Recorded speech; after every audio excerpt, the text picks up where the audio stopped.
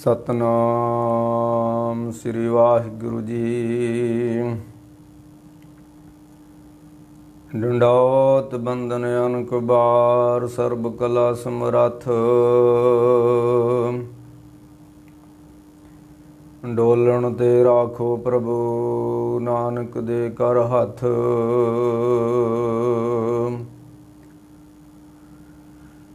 सतरूप सतनाम सत संतोख धरियोर। आद पुरख परतख लिखियो अक्षर मस्तक तोरा। प्रगट जोत जगमगे तेज पू मंडल छायो। पारस परस परस गुरु गुरु कहायो। पन मथराम सदा मूर्त थिर। लाए चित सन्मुख रहो। कल जुग जहाज अर्जन गुरु। सगल श्रेष्ठ लग बैतरो। कल जुग जहाज अर्जन गुरु। सगल श्रेष्ठ लग बैतरो। जब लो नी भाग ललार उदय। तब लो भरमते फिरते बहुतायो। कल घोर समुंदर में बूढ़त थे। कबहू मिटहे नहीं रे पछतायो। तत विचार जह मथुरा। जग तारन को अवतार बनायो। जग तारन को अवतार बनायो। जप्यो जन अर्जन देव गुरु। जप्यो जन अर्जन देव गुरु। फिर संकट जोण गर्भ न आयो। फिर संकट जोण गर्भ न आयो। तरन गगन नवखंड में जोत स्वरूपी रहो पर। पन मथुरा किछ भेद नहीं। पन मथुरा किछ भेद नहीं। गुर अर्जन प्रतख हर। गुर अर्जन शिर आप छत्र परमेश्वर दियो।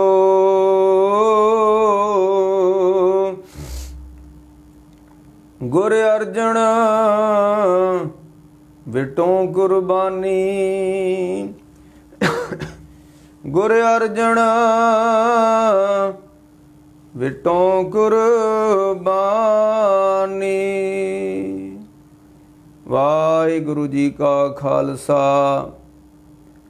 वाहिगुरु जी की फतेह। गुरु प्यारी गुरु सवारी साध संगत जी। धन गुरु अर्जन देव सच्चे पातशाह जी महाराज जिन्हां दा अज 26 तरीक नूं शहीदी दिहाड़ा वा और संगतां मना रहीआं ने। ते आपां भी पिछले शुक्रवार धन गुरु अर्जन देव सच्चे पातशाह दे शहीदी दे संबंध विच विचारां कीतियां सी कि गुरु अर्जन देव सच्चे पातशाह महाराज जी की शहीदी का कौन कौन जिम्मेवार है। ਕੱਲਾ ਚੰਦੂ ਨਹੀਂ ਹੈ, ਇਸ ਤੋਂ ਇਲਾਵਾ ਕਈ ਹੋਰ ਵੀ ਨੇ। ਔਰ ਸਭ ਤੋਂ ਵੱਡੀ ਵਿਰੋਧਤਾ ਗੁਰੂ ਅਰਜਨ ਦੇਵ ਸੱਚੇ ਪਾਤਸ਼ਾਹ ਦੀ ਉਹਨਾਂ ਦੇ ਭਰਾ ਪ੍ਰਿਥੀ ਚੰਦ ਨੇ ਕੀਤੀ।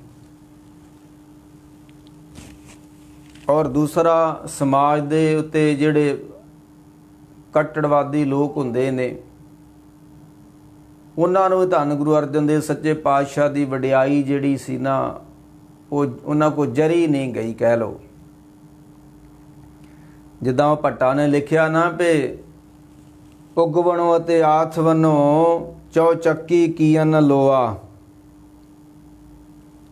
ਚਾਰੇ ਜਾਗੇ ਚੌ ਜੁਗੀ ਪੰਚੈਨ ਆਪੇ ਹੋਆ, ਆਪੇ ਨੇ ਆਪ ਸਾਜੋ ਨੇ ਆਪੇ ਹੀ ਥੰਮ ਖਲੋਵਾ, ਆਪੇ ਪੱਟੀ ਕਲਮ ਆਪ ਲਿਖਣ ਹਾਰਾ ਹੋਵਾ, ਸਭ ਉਮਤ ਆਵਣ ਜਾਵਣੀ ਆਪੇ ਹੀ ਨਵਾਂ ਨਰੋਵਾ, ਤਖਤ ਬੈਠਾ ਅਰਜਨ ਗੁਰੂ, ਤਖਤ ਬੈਠਾ ਅਰਜਨ ਗੁਰੂ, ਸਤਿਗੁਰ ਕਾ ਖਿਵੈ ਚੰਦੋਆ, ਉਗਵਣੋ ਅਤੇ ਆਥਵਨੋ ਚੌ ਚੱਕੀ ਕੀਨ ਲੋਆ, ਜਿਨੀ ਗੁਰੂ ਨਾ ਸੇਵਿਆ ਮਨ ਮੁਖਾਂ ਪਿਆ ਮੋਆ, ਦੂਣੀ ਚੌਣੀ ਕਰਾ ਮਾ ਸੱਚੇ ਦਾ ਸੱਚਾ ਢੋਆ, ਚਾਰੇ ਜਾਗੇ ਚੌ ਜੁਗੀ ਪੰਚੈਨ ਆਪੇ ਹੋਆ। ਉਹ ਧੰਨ ਗੁਰੂ ਅਰਜਨ ਦੇਵ ਸੱਚੇ ਪਾਤਸ਼ਾਹ ਦੀ ਵੱਡੀ ਵਡਿਆਈ ਜਦੋਂ ਭੱਟ ਜੀ ਕਹਿੰਦੇ ਸਾਰੀ ਧਰਤੀ ਤੇ ਫੈਲ ਗਈ, ਚੌ ਚੱਕੇ ਕੀਨ ਲੋਆ, ਪ੍ਰਕਾਸ਼ ਹੋ ਗਿਆ। ਕਿਉਂਕਿ ਧੰਨ ਗੁਰੂ ਅਰਜਨ ਦੇਵ ਸੱਚੇ ਪਾਤਸ਼ਾਹ ਕੋਈ ਅੱਜ ਦੇ ਬਾਬਿਆਂ ਨੂੰ ਵਿਹਲੜ ਨਹੀਂ ਸੀ। ਉਹ ਮਹਾਰਾਜ ਦਿਨੇ ਰਾਤ ਮਿਹਨਤ ਕਰਦੇ ਸਨ, ਕਿਤੇ ਖੂਹ ਪਟਾਉਣੇ, ਕਿਤੇ ਸਰੋਵਰ ਪਰਾਉਣੇ, ਕਿਤੇ ਬਿਲਡਿੰਗਾਂ ਬਣਾਉਣੀਆਂ, ਰੋਗੀਆਂ ਦੇ ਰੋਗ ਦੂਰ ਕਰਨੇ, ਲੋੜਵੰਦਾਂ ਦੇ ਕੋਲ ਪਹੁੰਚਣਾ, ਕੋੜੀਆਂ ਦੇ ਕੋਲ ਪਹੁੰਚਣਾ, ਦਵਾ ਦਾਰੂ ਕਰਨੀ, ਦਿਨੇ ਰਾਤ ਧੰਨ ਗੁਰੂ ਅਰਜਨ ਦੇਵ ਸੱਚੇ ਪਾਤਸ਼ਾਹ ਸੇਵਾ ਸਿਮਰਨ 'ਚ ਲੱਗੇ ਹੋਏ ਨੇ। ਇਹ ਵਡਿਆਈ ਫਿਰ ਉਹਨਾਂ ਕੋਲ ਜਰੀ ਨਹੀਂ ਗਈ, ਤੇ ਫਿਰ ਇਹ ਜਿਹੜਾ ਸ਼ਹੀਦੀ ਦੇ ਕਾਰਨ ਬਣਦੇ। ਫਿਰ ਆਓ ਆਪਾਂ ਅੱਜ ਜਿਹੜਾ ਜਿਸ ਵਿਸ਼ੇ ਤੇ ਵਿਚਾਰ ਕਰਨੀ ਹੈ ਕਿ ਧੰਨ ਗੁਰੂ ਅਰਜਨ ਦੇਵ ਸੱਚੇ ਪਾਤਸ਼ਾਹ ਨੇ ਕੁਝ ਸ਼ਹਿਰ ਵਸਾਏ ਨੇ, ਕਸਬੇ ਵਸਾਏ ਨੇ, ਨਗਰ ਵਸਾਏ ਨੇ। ਜਿਸ ਤਰ੍ਹਾਂ ਜਲੰਧਰ ਲਾਗੇ ਕਰਤਾਰਪੁਰ ਸਾਹਿਬ ਧੰਨ ਗੁਰੂ ਅਰਜਨ ਦੇਵ ਨੇ ਵਸਾਇਆ, ਤੇ ਗੁਰਦਾਸਪੁਰ ਜ਼ਿਲ੍ਹੇ 'ਚ ਸ੍ਰੀ ਹਰਗੋਬਿੰਦਪੁਰਾ ਆਪਣੇ ਪੁੱਤਰ ਦੇ ਨਾਂ ਤੇ ਧੰਨ ਗੁਰੂ ਅਰਜਨ ਦੇਵ ਸੱਚੇ ਪਾਤਸ਼ਾਹ ਨੇ ਵਸਾਇਆ। ਇੱਕ ਲਾਹੌਰ ਗੁਰੂ ਅਰਜਨ ਦੇਵ ਸੱਚੇ ਪਾਤਸ਼ਾਹ ਬੌਲੀ ਸਾਹਿਬ ਉੱਥੇ ਬਣਾਉਂਦੇ ਨੇ, ਬੌਲੀ ਤਿਆਰ ਕਰਦੇ ਨੇ, ਕਿਤੇ ਖੂਹ ਤਿਆਰ ਕਰਦੇ ਨੇ। ਤੇ ਧੰਨ ਗੁਰੂ ਅਰਜਨ ਦੇਵ ਸੱਚੇ ਪਾਤਸ਼ਾਹ ਨੇ ਜਦੋਂ ਦੇਖਿਆ ਵੀ ਇਹ ਜਿਹੜਾ ਮਾਝਾ ਵਾ, ਜਿਹਦੇ 'ਚ ਅੰਮ੍ਰਿਤਸਰ ਗੁਰਦਾਸਪੁਰ ਇਹ ਦੋ ਜ਼ਿਲ੍ਹੇ ਆਉਂਦੇ ਮਾਝੇ ਦੇ, ਇੱਥੇ ਘਰ ਘਰ ਵਿੱਚ ਕਬਰਾਂ ਬਣ ਚੁੱਕੀਆਂ ਨੇ, ਘਰਾਂ ਵਿੱਚ ਦੀਵੇ ਜਗਣ ਦਏ ਨੇ। ਕਿਉਂਕਿ ਗੁਰੂ ਕੀ ਸਿੱਖੀ ਤੋਂ ਪਹਿਲਾਂ ਇਹ ਲੋਕੀ ਇਹੋ ਕੁਛ ਕਰਦੇ ਸੀ। ਆ ਜਿਹੜੇ ਅਸੀਂ ਹੁਣ ਕਹਿੰਦੇ ਆ ਨਾ ਵੀ ਉਹ ਪਿੰਡਾਂ ਦੇ ਬਾਹਰ ਕਬਰਾਂ ਨੇ, ਲੋਕੀ ਦੀਵਿਆਂ ਤੇ ਤੇਲ ਪਾਉਂਦੇ ਜਾ ਕੇ ਵੀਰਵਾਰ ਜਾਂਦੇ ਨੇ, ਮੇਲੇ ਮਨਾਉਂਦੇ ਨੇ। ਇਹ ਪੁਰਾਣੀ ਪਰੰਪਰਾ ਇਹਨਾਂ ਲੋਕਾਂ ਦੀ ਹੈ। ਜਦੋਂ ਸਿੱਖੀ ਨਹੀਂ ਸੀ ਹੁੰਦੀ ਉਦੋਂ ਲੋਕੀ ਇਹੋ ਕੁਛ ਹੀ ਕਰਦੇ ਹੁੰਦੇ ਸੀ। ਫਿਰ ਧੰਨ ਗੁਰੂ ਅਰਜਨ ਦੇਵ ਸੱਚੇ ਪਾਤਸ਼ਾਹ ਨੇ ਇਹਨਾਂ ਲੋਕਾਂ ਨੂੰ ਰੱਬ ਨਾਲ ਜੋੜਨ ਵਾਸਤੇ, ਇਸ ਕਬਰਾਂ ਤੋਂ ਮੋੜਨ ਵਾਸਤੇ ਮਹਾਰਾਜ ਨੇ ਉਪਰਾਲਾ ਕੀਤਾ ਇੱਕ। ਤੇ ਜਿਹੜਾ ਮਾਝਾ ਵਾ ਇਹਦੇ ਵਿੱਚ ਇੱਕ ਬਹੁਤ ਵੱਡੀ ਕਬਰ ਸੀ, ਇੱਕ ਪੀਰ ਦੀ। ਤੇ ਸਾਰਾ ਤਰਨ ਤਾਰਨ ਦਾ ਇਲਾਕਾ, ਅੰਮ੍ਰਿਤਸਰ ਦਾ ਇਲਾਕਾ ਉਸ ਪੀਰ ਨੂੰ ਮੰਨਦਾ, ਕਬਰ ਤੇ ਜਾਂਦਾ। ਤੇ ਧੰਨ ਗੁਰੂ ਅਰਜਨ ਦੇਵ ਸੱਚੇ ਪਾਤਸ਼ਾਹ ਨੇ ਲੋਕਾਂ ਨੂੰ ਉਧਰ ਨੂੰ ਮੋੜਨ ਵਾਸਤੇ ਤਰੀਕਾ ਕੀ ਲੱਭਿਆ। ਅੱਜ ਵੀ ਜਿਹੜੇ ਸਾਡੇ ਭਰਾ ਸਿੱਖੀ ਨੂੰ ਛੱਡ ਚੁੱਕੇ ਨੇ, ਅਣਮਤੀਆਂ 'ਚ ਚਲ ਗਏ ਨੇ, ਕੋਈ ਤਰੀਕਾ ਅਪਣਾਉਣਾ ਚਾਹੀਦਾ ਉਹਨਾਂ ਨੂੰ ਫਿਰ ਸਿੱਖੀ 'ਚ ਲਿਆਉਣ ਵਾਸਤੇ। ਉਹ ਫਿਰ ਧੰਨ ਗੁਰੂ ਅਰਜਨ ਦੇਵ ਸੱਚੇ ਪਾਤਸ਼ਾਹ ਨੇ 1588 ਦੇ ਵਿੱਚ ਹਰਿਮੰਦਰ ਸਾਹਿਬ ਦੀ ਜਿਹੜੀ ਆ ਉਸਾਰੀ ਆਰੰਭ ਕੀਤੀ ਆ। ਤੇ 90 ਤੱਕ 2 ਸਾਲਾਂ ਵਿੱਚ ਹਰਿਮੰਦਰ ਸਾਹਿਬ ਮੁਕੰਮਲ ਹੋ ਜਾਂਦਾ। ਇੱਥੇ ਵੱਡੇ ਵੱਡੇ ਨਾਮਵਰ ਬ੍ਰਹਮ ਗਿਆਨੀ ਸੰਤ ਮਹਾਂਪੁਰਖ ਸੇਵਾ ਕਰਦੇ ਨੇ, ਬਾਬਾ ਬੁੱਢਾ ਜੀ ਵਰਗੇ। ਔਰ ਉਹਨਾਂ ਦੀ ਪਰਿਕਰਮਾ ਵਿੱਚ ਇੱਕ ਬੇਰੀ ਵੀ ਹੈ, ਜਿੱਥੇ ਬੈਠ ਕੇ ਬਾਬਾ ਬੁੱਢਾ ਜੀ ਸੰਗਤਾਂ ਕੋਲ ਆਪ ਵੀ ਸੇਵਾ ਕਰਦੇ ਸੀ ਤੇ ਸੰਗਤਾਂ ਕੋਲੋਂ ਵੀ ਸੇਵਾ ਕਰਾਉਂਦੇ ਹੁੰਦੇ ਸੀ। ਉਹ ਪਰਿਕਰਮਾ ਦੇ ਵਿੱਚ ਬੇਰੀ ਆ ਬਾਬਾ ਬੁੱਢਾ ਸਾਹਿਬ ਜੀ ਦੀ। ਇਹ ਫਿਰ ਜਦੋਂ ਸਖਤ ਮਿਹਨਤ ਕਰ ਕਰਕੇ ਇੱਟਾਂ ਨੂੰ ਪਕਾ ਕੇ ਪੱਥ ਕੇ ਗੁਰਸਿੱਖਾਂ ਨੇ, ਭਾਈ ਬਹਿਲੋ ਵਰਗਿਆਂ ਨੇ, ਭਾਈ ਸਹਿਲੋ ਵਰਗਿਆਂ ਨੇ ਸੇਵਾ ਕੀਤੀ ਤੇ 2 ਸਾਲਾਂ ਵਿੱਚ ਹਰਿਮੰਦਰ ਸਾਹਿਬ ਦੀ ਸੇਵਾ ਮੁਕੰਮਲ ਹੋ ਗਈ ਹੈ। ਹੁਣ ਧੰਨ ਗੁਰੂ ਅਰਜਨ ਦੇਵ ਸੱਚੇ ਪਾਤਸ਼ਾਹ ਨੇ ਪ੍ਰਚਾਰ ਕਰਨ ਦਾ ਜਿਹੜਾ ਸੀ ਉਹ ਮਨ ਬਣਾਇਆ ਵੀ ਹੁਣ ਪ੍ਰਚਾਰ ਕੀਤਾ ਜਾਵੇ, ਪਿੰਡਾਂ ਵਿੱਚ ਜਾਇਆ ਜਾਵੇ, ਲੋਕਾਂ ਨੂੰ ਕਬਰਾਂ ਤੋਂ ਮੋੜਿਆ ਜਾਵੇ ਤੇ ਰੱਬ ਨਾਲ ਜੋੜਿਆ ਜਾਵੇ। ਉਹ ਫਿਰ ਧੰਨ ਗੁਰੂ ਅਰਜਨ ਦੇਵ ਸੱਚੇ ਪਾਤਸ਼ਾਹ ਨੇ ਜਦੋਂ ਇਹ ਮੁਕੰਮਲ ਹੋ ਜਾਂਦਾ 1588 ਵਿੱਚ ਦਰਬਾਰ ਸਾਹਿਬ, ਫਿਰ ਇੱਥੋਂ ਮਹਾਰਾਜ ਸੱਚੇ ਪਾਤਸ਼ਾਹ ਪ੍ਰਚਾਰ ਕਰਨ ਵਾਸਤੇ ਤਰਨਤਾਰਨ ਸਾਹਿਬ ਤੋਂ ਕੋਈ 20-25 ਕਿਲੋਮੀਟਰ ਤਰਨਤਾਰਨ ਨੂੰ ਜਦੋਂ ਜਾਈਏ, ਰਾਹ ਵਿੱਚ ਇੱਕ ਅੱਡਾ ਆਉਂਦਾ ਹੈ ਦਬੁਰਜੀ, ਤੇ ਦਬੁਰਜੀ ਪਿੰਡ ਤੋਂ ਲੱਥ ਕੇ 1.5 ਕਿਲੋਮੀਟਰ ਮੇਨ ਸੜਕ ਤੋਂ ਇੱਕ ਪਿੰਡ ਆ ਠੱਠੀ ਖਾਰਾ।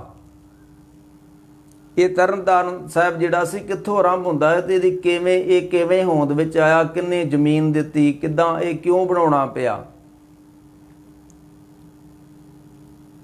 ਉਹ ਫਿਰ ਧੰਨ ਗੁਰੂ ਅਰਜਨ ਦੇਵ ਸੱਚੇ ਪਾਤਸ਼ਾਹ ਉਸ ਪਿੰਡ ਵਿੱਚ ਜਾਂਦੇ ਨੇ ਠੱਠੀ ਖਾਰਾ, ਤੇ ਤਰੀਕਾ ਕੀ ਅਪਣਾਇਆ ਸੱਚੇ ਪਾਤਸ਼ਾਹ ਨੇ ਵੀ ਜਿੰਨੇ ਇਲਾਕੇ ਦੇ ਕੋਹੜੀ ਸੀ ਨਾ,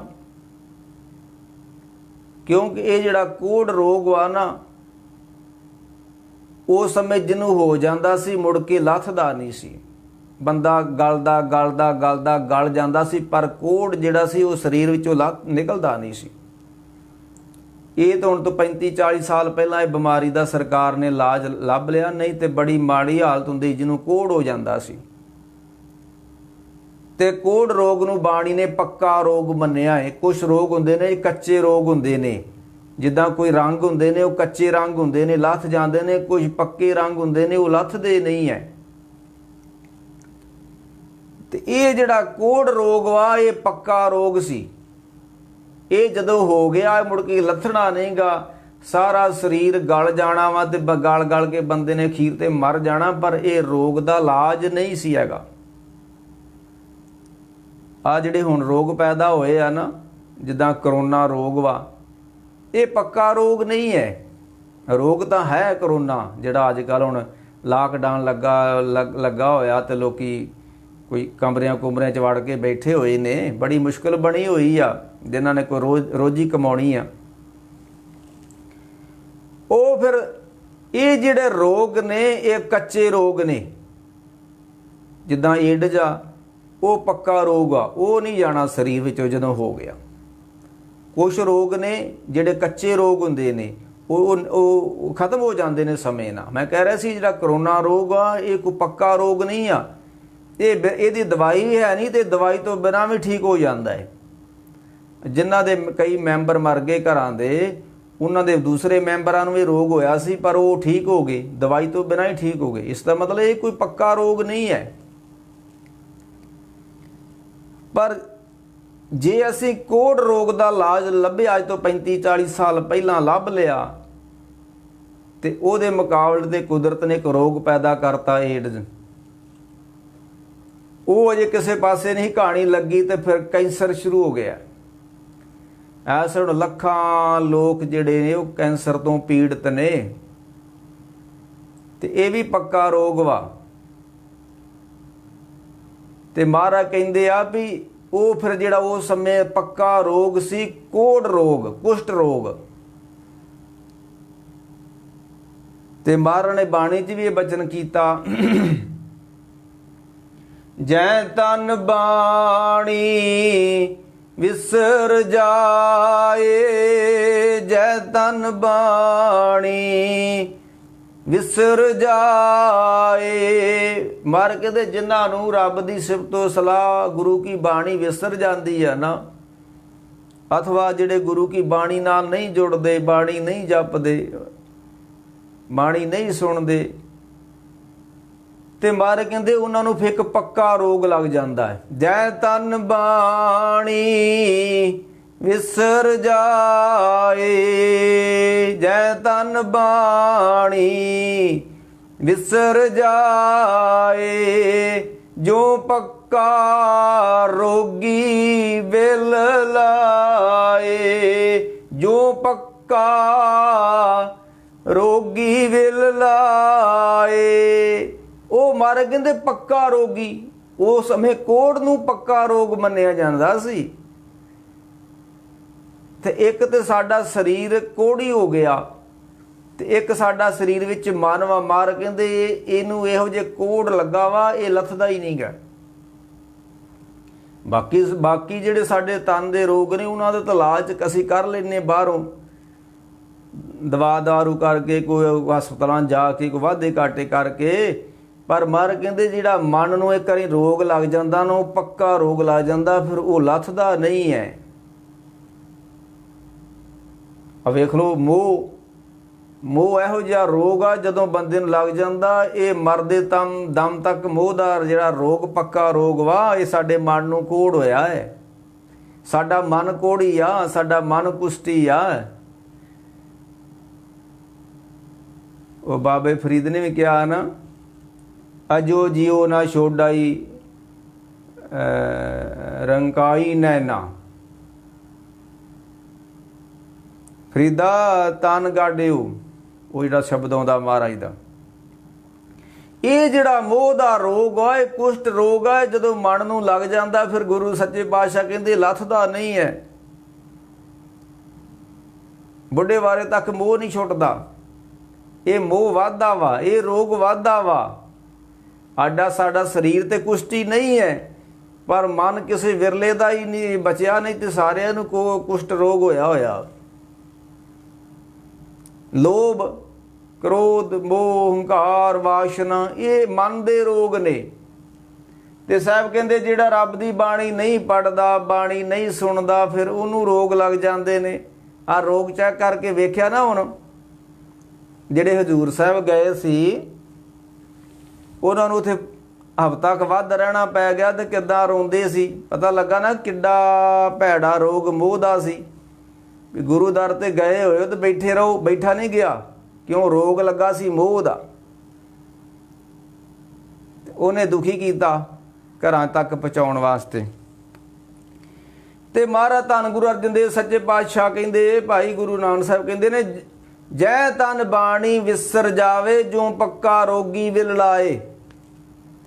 ਉਹ ਫਿਰ ਧੰਨ ਗੁਰੂ ਅਰਜਨ ਦੇਵ ਸੱਚੇ ਪਾਤਸ਼ਾਹ ਪਿੰਡ ਠੱਠੀ ਖਾਰੇ ਜਾ ਕੇ ਮਹਾਰਾਜ ਆਪਣਾ ਨਿਵਾਸ ਕਰ ਲੈਂਦੇ ਨੇ। ਤੇ ਉੱਥੇ 7 ਸਾਲ ਗੁਰੂ ਅਰਜਨ ਦੇਵ ਪਿੰਡ ਵਿੱਚ ਰਹੇ। 7 ਸਾਲ ਥੋੜਾ ਨਹੀਂ, ਕਿਤੇ ਮਹਾਰਾਜ 2 ਦਿਨ ਰਹੇ ਪਿੰਡ ਵਿੱਚ, ਕਿਸੇ 6 ਮਹੀਨੇ ਰਹੇ, ਕਿਤੇ ਸਾਲ ਰਹੇ। ਪਰ ਹਰਿਮੰਦਰ ਸਾਹਿਬ, ਦਰਬਾਰ ਸਾਹਿਬ, ਅੰਮ੍ਰਿਤਸਰ ਤੋਂ ਬਿਨਾਂ ਜੇ ਕੋਈ ਬਹੁਤ ਵੱਡੀ ਰਿਹਾਇਸ਼ ਕੀਤੀ ਗੁਰੂ ਅਰਜਨ ਦੇਵ ਸੱਚੇ ਪਾਤਸ਼ਾਹ ਨੇ, ਉਹ ਪਿੰਡ ਠੱਠੀ ਖਾਰਾ। ਇਸ ਜਗ੍ਹਾ ਤੇ ਧੰਨ ਗੁਰੂ ਅਰਜਨ ਦੇਵ ਸੱਚੇ ਪਾਤਸ਼ਾਹ ਬੈਠੇ ਹੋਏ ਨੇ। ਪਿੰਡ ਵਿੱਚ ਗੁਰਦੁਆਰਾ ਮੰਜੀ ਸਾਹਿਬ ਆ, ਉੱਥੇ ਕੋਈ ਸ਼ਰਧਾਲੂ ਸੀ ਸੱਚੇ ਪਾਤਸ਼ਾਹ, ਉਸ ਘਰ ਵਿੱਚ ਰਹਿੰਦੇ ਨੇ। ਤੇ ਅੰਮ੍ਰਿਤ ਵੇਲੇ ਆਸਾ ਦੀ ਵਾਰ ਪਿੰਡੋਂ ਬਾਰ-ਬਾਰ ਗੁਰਦੁਆਰਾ, ਇੱਕ ਦੁੱਖ ਨਿਵਾਰਨ ਝੂਲਦੇ ਮਹਿਲ, ਤਰਨਤਾਰਨ ਸਾਹਿਬ ਬਾਦਾਂ ਵਸਾਇਆ। ਪਹਿਲੋਂ ਇੱਥੇ ਗੁਰੂ ਅਰਜਨ ਦੇਵ ਸੱਚੇ ਪਾਤਸ਼ਾਹ ਨਿਵਾਸ ਕਰਦੇ ਨੇ। ਆਸਾ ਦੀ ਵਾਰ ਦਾ ਕੀਰਤਨ ਹੁੰਦਾ ਹੈ ਪਿੰਡੋਂ ਬਾਰ-ਬਾਰ, ਤੇ ਦੀਵਾਨ ਲੱਗਦਾ। ਤੇ ਜਦੋਂ ਇਲਾਕੇ ਦੇ ਲੋਕਾਂ ਨੂੰ ਪਤਾ ਲੱਗਾ ਕਿ ਧੰਨ ਗੁਰੂ ਅਰਜਨ ਦੇਵ ਸੱਚੇ ਪਾਤਸ਼ਾਹ ਇਸ ਪਿੰਡ ਵਿੱਚ ਆਏ ਨੇ, ਤੇ ਸੰਗਤਾਂ ਦਰਸ਼ਨ ਕਰਨ ਵਾਸਤੇ, ਗੁਰੂ ਕੀ ਬਾਣੀ ਸੁਣਨ ਵਾਸਤੇ ਆਉਂਦੀਆਂ। ਤੇ ਲਾਗਲੇ ਪਿੰਡਾਂ 'ਚ ਧੰਨ ਗੁਰੂ ਅਰਜਨ ਦੇਵ ਜਾਂਦੇ ਨੇ। ਤੇ ਜਿਹੜੇ ਕੋਹੜੀ ਨੇ, ਕਿਉਂਕਿ ਕੋਹੜੀਆਂ ਨੂੰ ਘਰ ਵਿੱਚ ਨਹੀਂ ਰਹਿਣ ਦਿੱਤਾ ਜਾਂਦਾ। ਆ ਤੁਸੀਂ ਵੇਖ ਹੀ ਲਿਆ, ਜਿਨ੍ਹਾਂ ਨੂੰ ਕਰੋਨਾ ਹੋ ਜਾਂਦਾ, ਹੁਣ ਘਰ ਦੇ ਵੀ ਨਹੀਂ ਵੜਨ ਦਿੰਦੇ ਘਰ ਉਹਨੂੰ। ਇਸੇ ਤਰ੍ਹਾਂ ਦੀ ਨਾਮ ਮੁਰਾਦ ਬਿਮਾਰੀ ਸੀ ਕੋਹੜ। ਜਿੱਦਾਂ ਹੁਣ ਕਰੋਨੇ ਵਾਲੇ ਨੂੰ ਵੱਖਰਾ ਰੱਖਿਆ ਜਾਂਦਾ, ਘਰ ਦੇ ਪਾਣੀ ਵੀ ਨਹੀਂ ਨੂੰ ਦਿੰਦੇ, ਰੋਟੀ ਵੀ ਨਹੀਂ ਦਿੰਦੇ, ਕਹਿੰਦੇ ਪਰਾਂ ਰਹਿ ਸਾਡੇ ਕੋਲੋਂ ਨਾ। ਇਸੇ ਤਰ੍ਹਾਂ ਉਸ ਸਮੇਂ ਕੋਹੜ ਰੋਗ ਜਿਹੜਾ ਸੀ, ਉਹ ਜਦੋਂ ਹੋ ਜਾਂਦਾ ਸੀ ਤਾਂ ਬੰਦੇ ਨੂੰ ਘਰੋਂ ਕੱਢ ਦਿੱਤਾ ਜਾਂਦਾ ਸੀ। ਇਹ ਹੁਣ ਵੇਖ ਹੀ ਲਿਆ, ਕੁਦਰਤ ਨੇ ਵਿਖਾ ਦਿੱਤਾ ਵੀ ਇਹ ਕੀ ਹੁੰਦਾ ਰੋਗ। ਉਹ ਕੋੜ ਜਦੋਂ ਇੱਕ ਨੂੰ ਹੋ ਜਾਂਦਾ ਸੀ ਤੇ ਉਹਦਾ ਜਰਾਸੀਮ ਦੂਜੇ ਸਰੀਰ ਨੂੰ ਲੱਗਦਾ ਜੇ ਤੇ ਉਹਨੂੰ ਕੋੜ ਹੋ ਜਾਂਦਾ ਸੀ।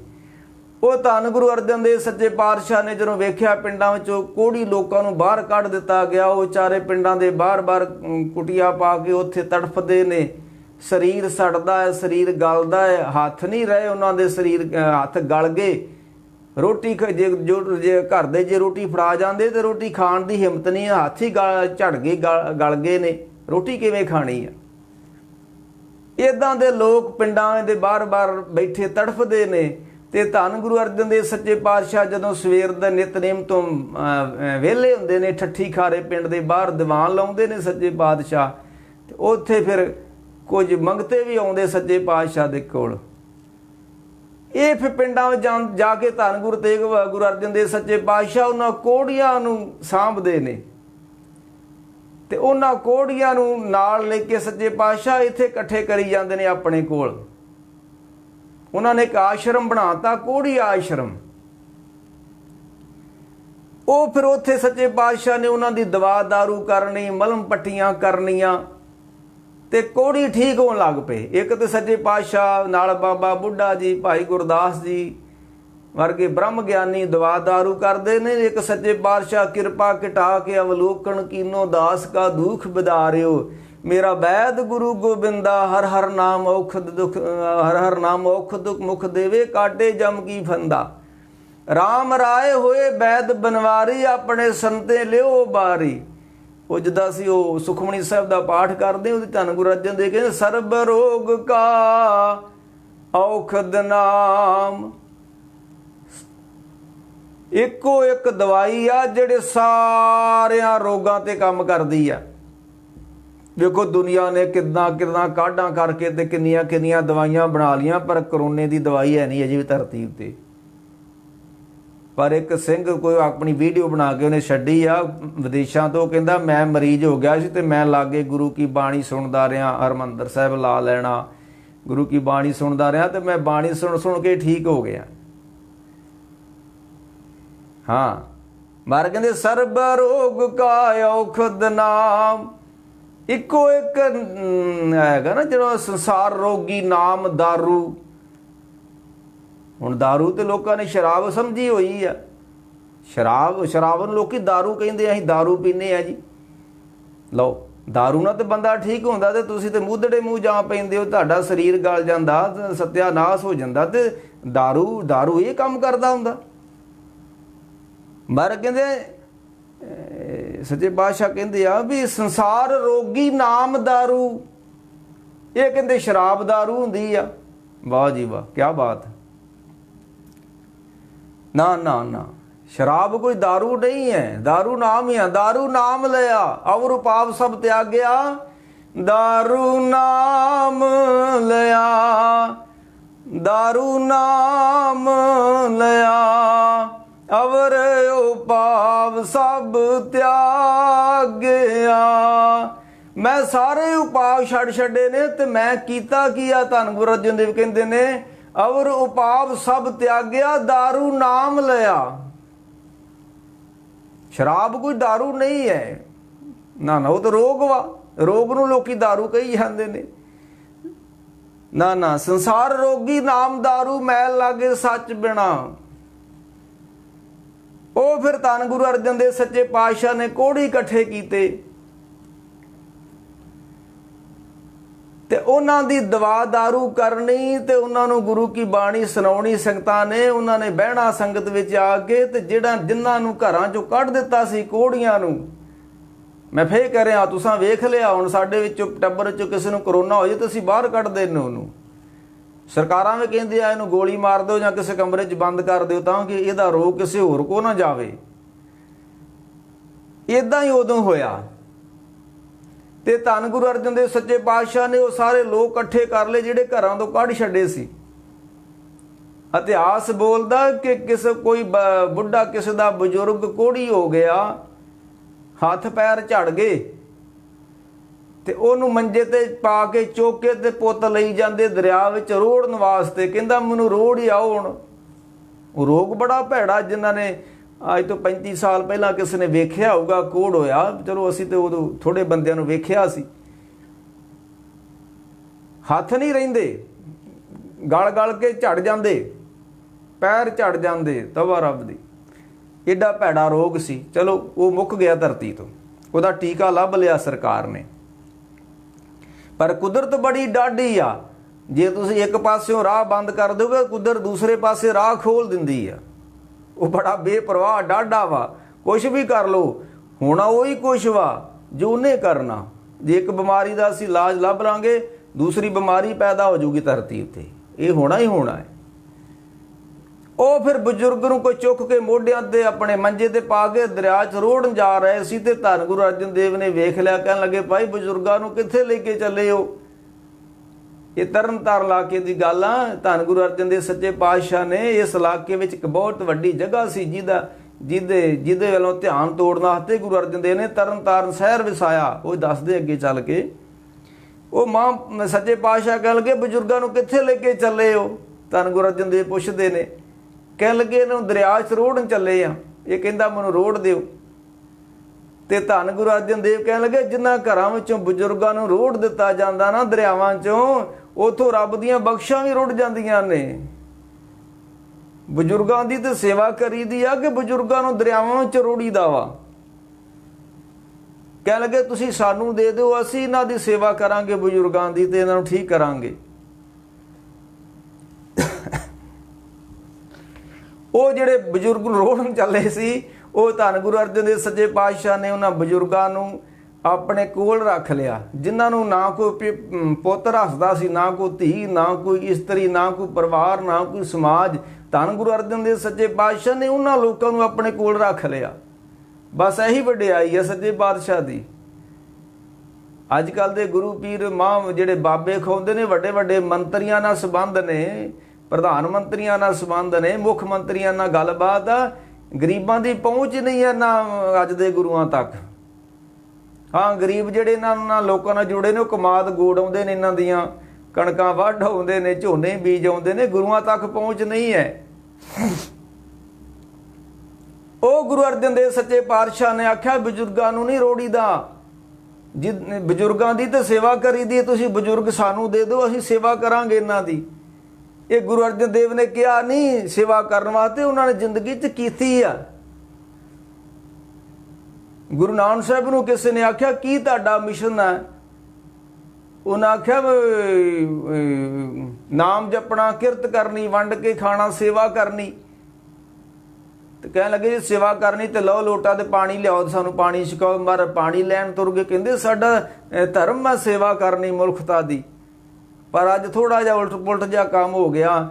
ਅੱਜ ਅਸੀਂ ਗੁਰਸਿੱਖਾਂ ਦਾ ਕਿਰਤ ਕਮਾਈ ਦਾ ਪੈਸਾ ਅਜਾਸੀ ਲੋਕਾਂ ਤੇ ਰੋੜ ਰਹੇ ਹਾਂ, ਗਰੀਬ ਸਿੱਖਾਂ ਦੀ ਕੋਈ ਸਾਰ ਨਹੀਂ ਲੈ ਰਿਹਾ। ਗ੍ਰੰਥੀਆਂ ਸਾਡਿਆਂ ਦੀ ਕੀ ਹਾਲਤ ਹੋ ਗਈ, 3-3 ਮਹੀਨੇ ਹੋ ਗਏ, ਕੋਈ ਚੜ੍ਹਾਵਾ ਨਹੀਂ ਚੜ੍ਹਿਆ ਉਹਨਾਂ ਨੂੰ ਵਿਚਾਰਿਆਂ ਨੂੰ। ਤੇ ਉਹ ਖਾਲਸਾ ਏਡ ਵਰਗੇ ਜਾਂ ਵੱਡੀਆਂ ਵੱਡੀਆਂ ਸੰਸਥਾ ਸਿੱਖ ਕੌਮ ਦਾ ਪੈਸਾ ਬਰਬਾਦ ਕਰ ਰਹੇ ਨੇ। ਅੱਜ ਜਦੋਂ ਸੁਲਤਾਨਪੁਰ ਲੋਧੀ ਲਾਗੇ ਹੜ੍ਹ ਆ ਗਿਆ, ਲੋਕਾਂ ਨੂੰ ਟਰੈਕਟਰ ਦਿੱਤੇ, ਮੱਝਾਂ ਦਿੱਤੀਆਂ, ਕੀ ਹੋਇਆ ਸੀ? ਉੱਥੇ ਕੱਖ ਵੀ ਨਹੀਂ ਹੋਇਆ, ਪਾਣੀ ਆ ਗਿਆ, ਮੁੜ ਕੇ ਲੱਥ ਗਿਆ, ਲੋਕੀ ਉੱਦਾਂ ਹੀ ਵੱਸਦੇ ਰਹੇ ਨੇ। ਉਹਨਾਂ ਨੂੰ ਕੀ ਲੋੜ ਪੈ ਗਈ ਸੀ ਟਰੈਕਟਰ ਦੇਣ ਦੀ? ਕੀ ਲੋੜ ਪੈ ਗਈ ਸੀ ਮੱਝਾਂ ਦੇਣ ਦੀ? ਮਰ ਗਿਆ ਅਕਲੀ ਸਾਹਿਬ ਸੇਵੀਏ, ਅਕਲੀ ਕੀਜੇ ਦਾਨ, ਅਕਲੀ ਪੜ੍ਹ ਕੇ ਬੁੱਝੀਏ, ਅਕਲੀ ਪਾਈਏ ਮਾਨ, ਨਾਨਕ ਆਖੇ ਰਾਹ ਇਹ ਹੋਰ ਗੱਲਾਂ ਸ਼ੈਤਾਨ। ਇਹਨਾਂ ਨੂੰ ਪੰਜਾਬ ਦੇ ਵਿੱਚ ਕੋਈ ਗਰੀਬ ਗ੍ਰੰਥੀ ਨਹੀਂ ਦਿਖਿਆ, ਕੋਈ ਗਰੀਬ ਰਾਗੀ ਨਹੀਂ ਦਿਖਿਆ। ਇਹ ਕਿਹੜੀ ਸੇਵਾ ਕਰਦੇ ਫਿਰਦੇ ਖਾਲਸਾ ਏਡ ਵਾਲੇ? ਨਾ ਨਾ ਨਾ, ਸੇਵਾ ਗੁਰਸਿੱਖਾਂ ਦੀ। ਗੁਰਸਿੱਖਾਂ ਅੰਦਰ ਸਤਿਗੁਰ ਵਰਤੇ, ਜੋ ਸਿੱਖਾਂ ਲੋਚੇ ਸੋ ਗੁਰ ਖੁਸ਼ੀ ਆਵੇ। ਪਹਿਲ ਗੁਰਸਿੱਖਾਂ ਦੀ ਹੈ। ਜਿਸ ਗੁਰਸਿੱਖਾਂ ਤੋਂ ਬਾਝੇ ਦੂਸਰੇ ਨੂੰ ਦੂਰ ਸੇਵਾ ਕਰੋ, ਨਹੀਂ ਤੇ ਕੋਈ ਲੋੜ ਨਹੀਂ ਹੈ ਸਾਨੂੰ ਸੇਵਾ ਕਰਨ ਦੀ। ਅਸੀਂ ਕੋਈ ਠੇਕਾ ਚੁੱਕਿਆ ਅਜਾਸੀ ਲੋਕਾਂ ਦੀ ਸੇਵਾ ਕਰੀਏ, ਗੁਰਸਿੱਖਾਂ ਦੀ ਕਿਰਤ ਕਮਾਈ ਦਾ ਪੈਸਾ ਅਸੀਂ ਸੀਰੀਆ ਵਰਗੇ ਦੇਸ਼ਾਂ ਵਿੱਚ ਲੈ ਕੇ ਜਾਈਏ? ਕੀ ਲੋੜ ਪੈ ਗਈ ਸਾਨੂੰ ਉੱਥੇ ਜਾਣ ਦੀ? ਅਜਾਸੀ ਲੋਕਾਂ ਦੇ ਕੋਲ ਉਹਨਾਂ ਦੀ ਸਰਕਾਰਾਂ ਹਨ।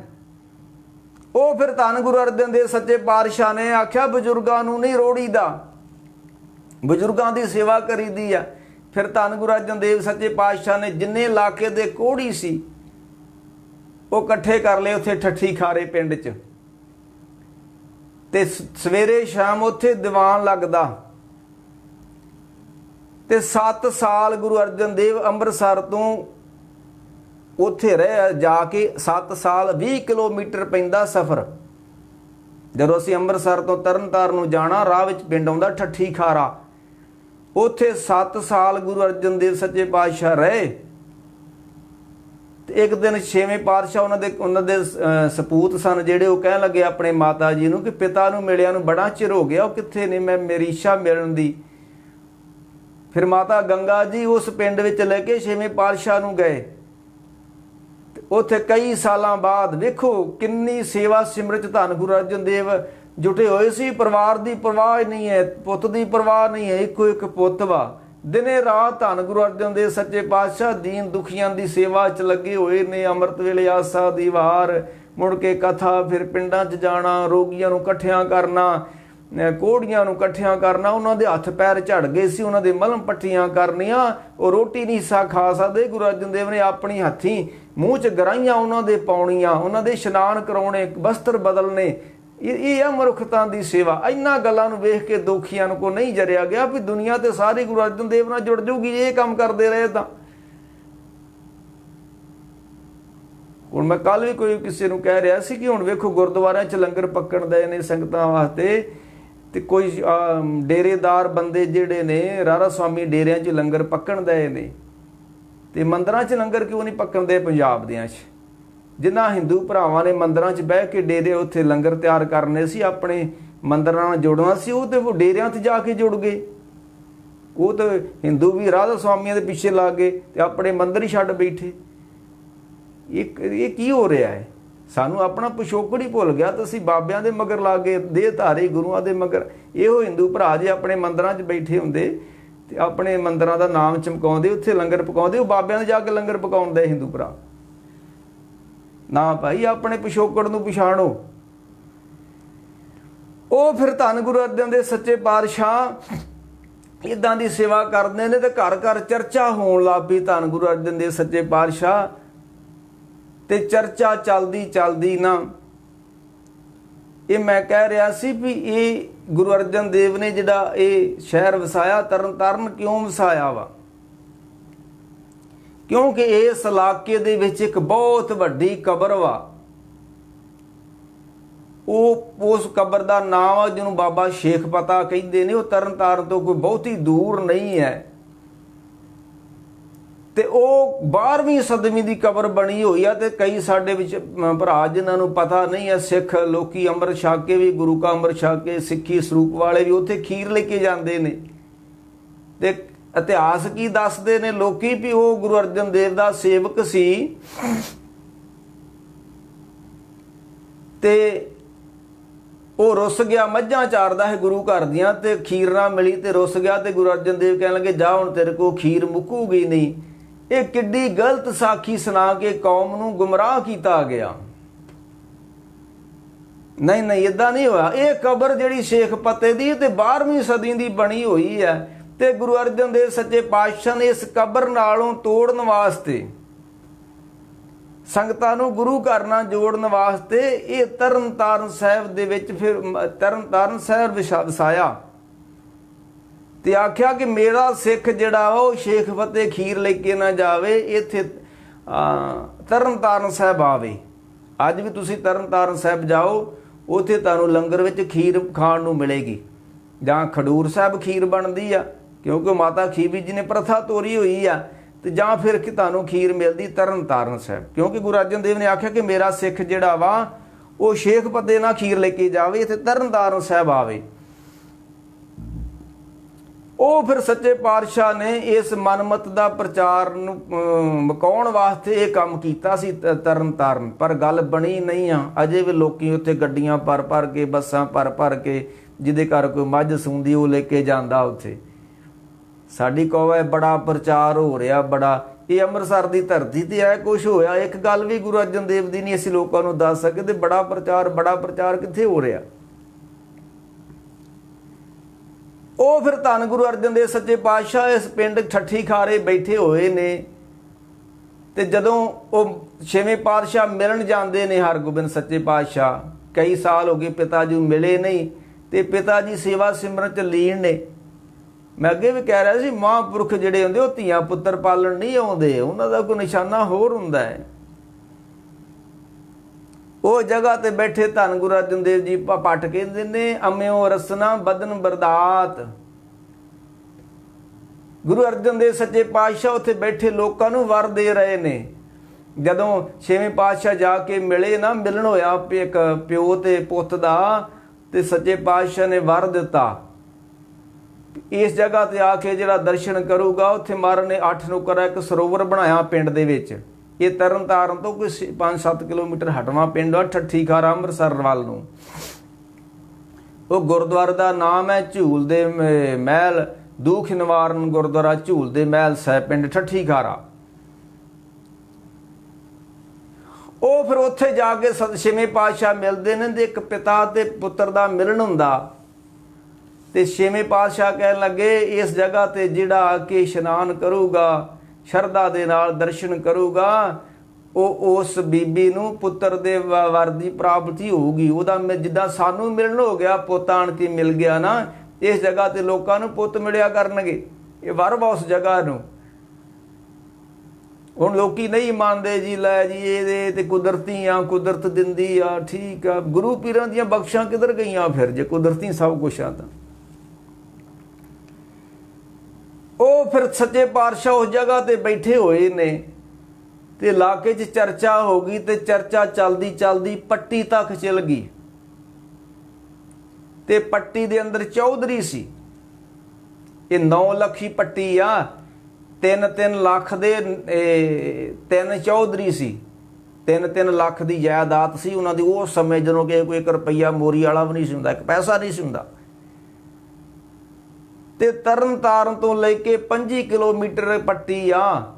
ਇਹ ਜ਼ਮੀਨ ਦਾ ਮਾਲਕ ਸੀ, ਉਹ ਚੌਧਰੀ ਮਾਲਕ ਸੀ, ਹਜ਼ਾਰਾਂ ਕਿੱਲੇ ਦੇ ਮਾਲਕ ਸੀ ਇਹ 3 ਚੌਧਰੀ। ਭਾਈ ਗੁਰਦਾਸ ਨੇ ਉਹਨਾਂ ਚੌਧਰੀਆਂ ਦਾ ਜ਼ਿਕਰ ਕੀਤਾ, ਕਹਿੰਦੇ ਨੇ ਪੱਟੀ ਅੰਦਰ ਚੌਧਰੀ, ਚੌਧਰੀ ਮੈਨੇ ਮਾਲਕ, ਉੱਚੇ ਲੋਕ। ਢਿੱਲੋਂ ਲਾਲ ਲਗਾ ਸੁਹੰਦਾ, ਇਹ 3 ਚੌਧਰੀ ਨੇ ਪੱਟੀ ਦੇ ਅੰਦਰ। ਢਿੱਲੋਂ, ਇੱਕ ਢਿੱਲੋਂ ਚੌਧਰੀ, ਇੱਕ ਲਾਲ ਚੌਧਰੀ ਤੇ ਇੱਕ ਲੰਗਾ ਚੌਧਰੀ।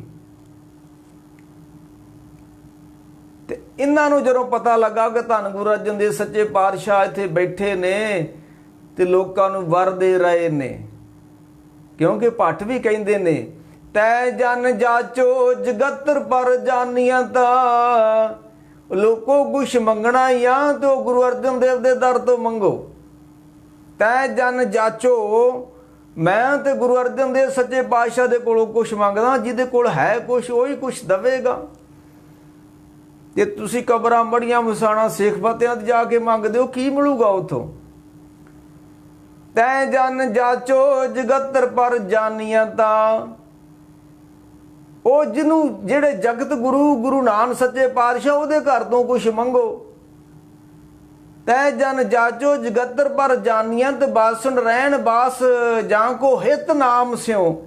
ਉਹ ਗੁਰੂ ਅਰਜਨ ਦੇਵ ਸੱਚੇ ਪਾਤਸ਼ਾਹ ਬਾਸਣ ਰਹਿਣ, ਬਾਸਣ ਕਹਿੰਦੇ ਨੇ ਦਿਨ ਨੂੰ, ਰਹਿਣ ਕਹਿੰਦੇ ਨੇ ਰਾਤ ਨੂੰ। ਉਹ ਧੰਨ ਗੁਰੂ ਅਰਜਨ ਦੇਵ ਸੱਚੇ ਪਾਤਸ਼ਾਹ ਦਿਨੇ ਰਾਤ ਰਾਬੀ ਰੰਗ ਵਿੱਚ ਜੁੜੇ ਹੋਏ ਨੇ। ਬਾਸਣ ਰਹਿਣ ਬਾਸ ਜਾਂ ਕੋ ਹਿਤ ਨਾਮ ਸਿਓ, ਉਹਨਾਂ ਦਾ ਪ੍ਰੇਮ ਜਿਹੜਾ ਸੀ ਨਾ ਉਹ ਰੱਬ ਨਾਲ ਲੱਗਾ ਹੋਇਆ ਵਾ। ਤੇ ਉਹਦੇ ਉਸ ਗੁਰੂ ਅਰਜਨ ਦੇਵ ਸੱਚੇ ਪਾਤਸ਼ਾਹ ਕੋਲ ਕੁਛ ਮੰਗੋ ਤੇ ਉੱਥੋਂ ਕੁਛ ਮਿਲ ਵੀ ਜਾਊਗਾ।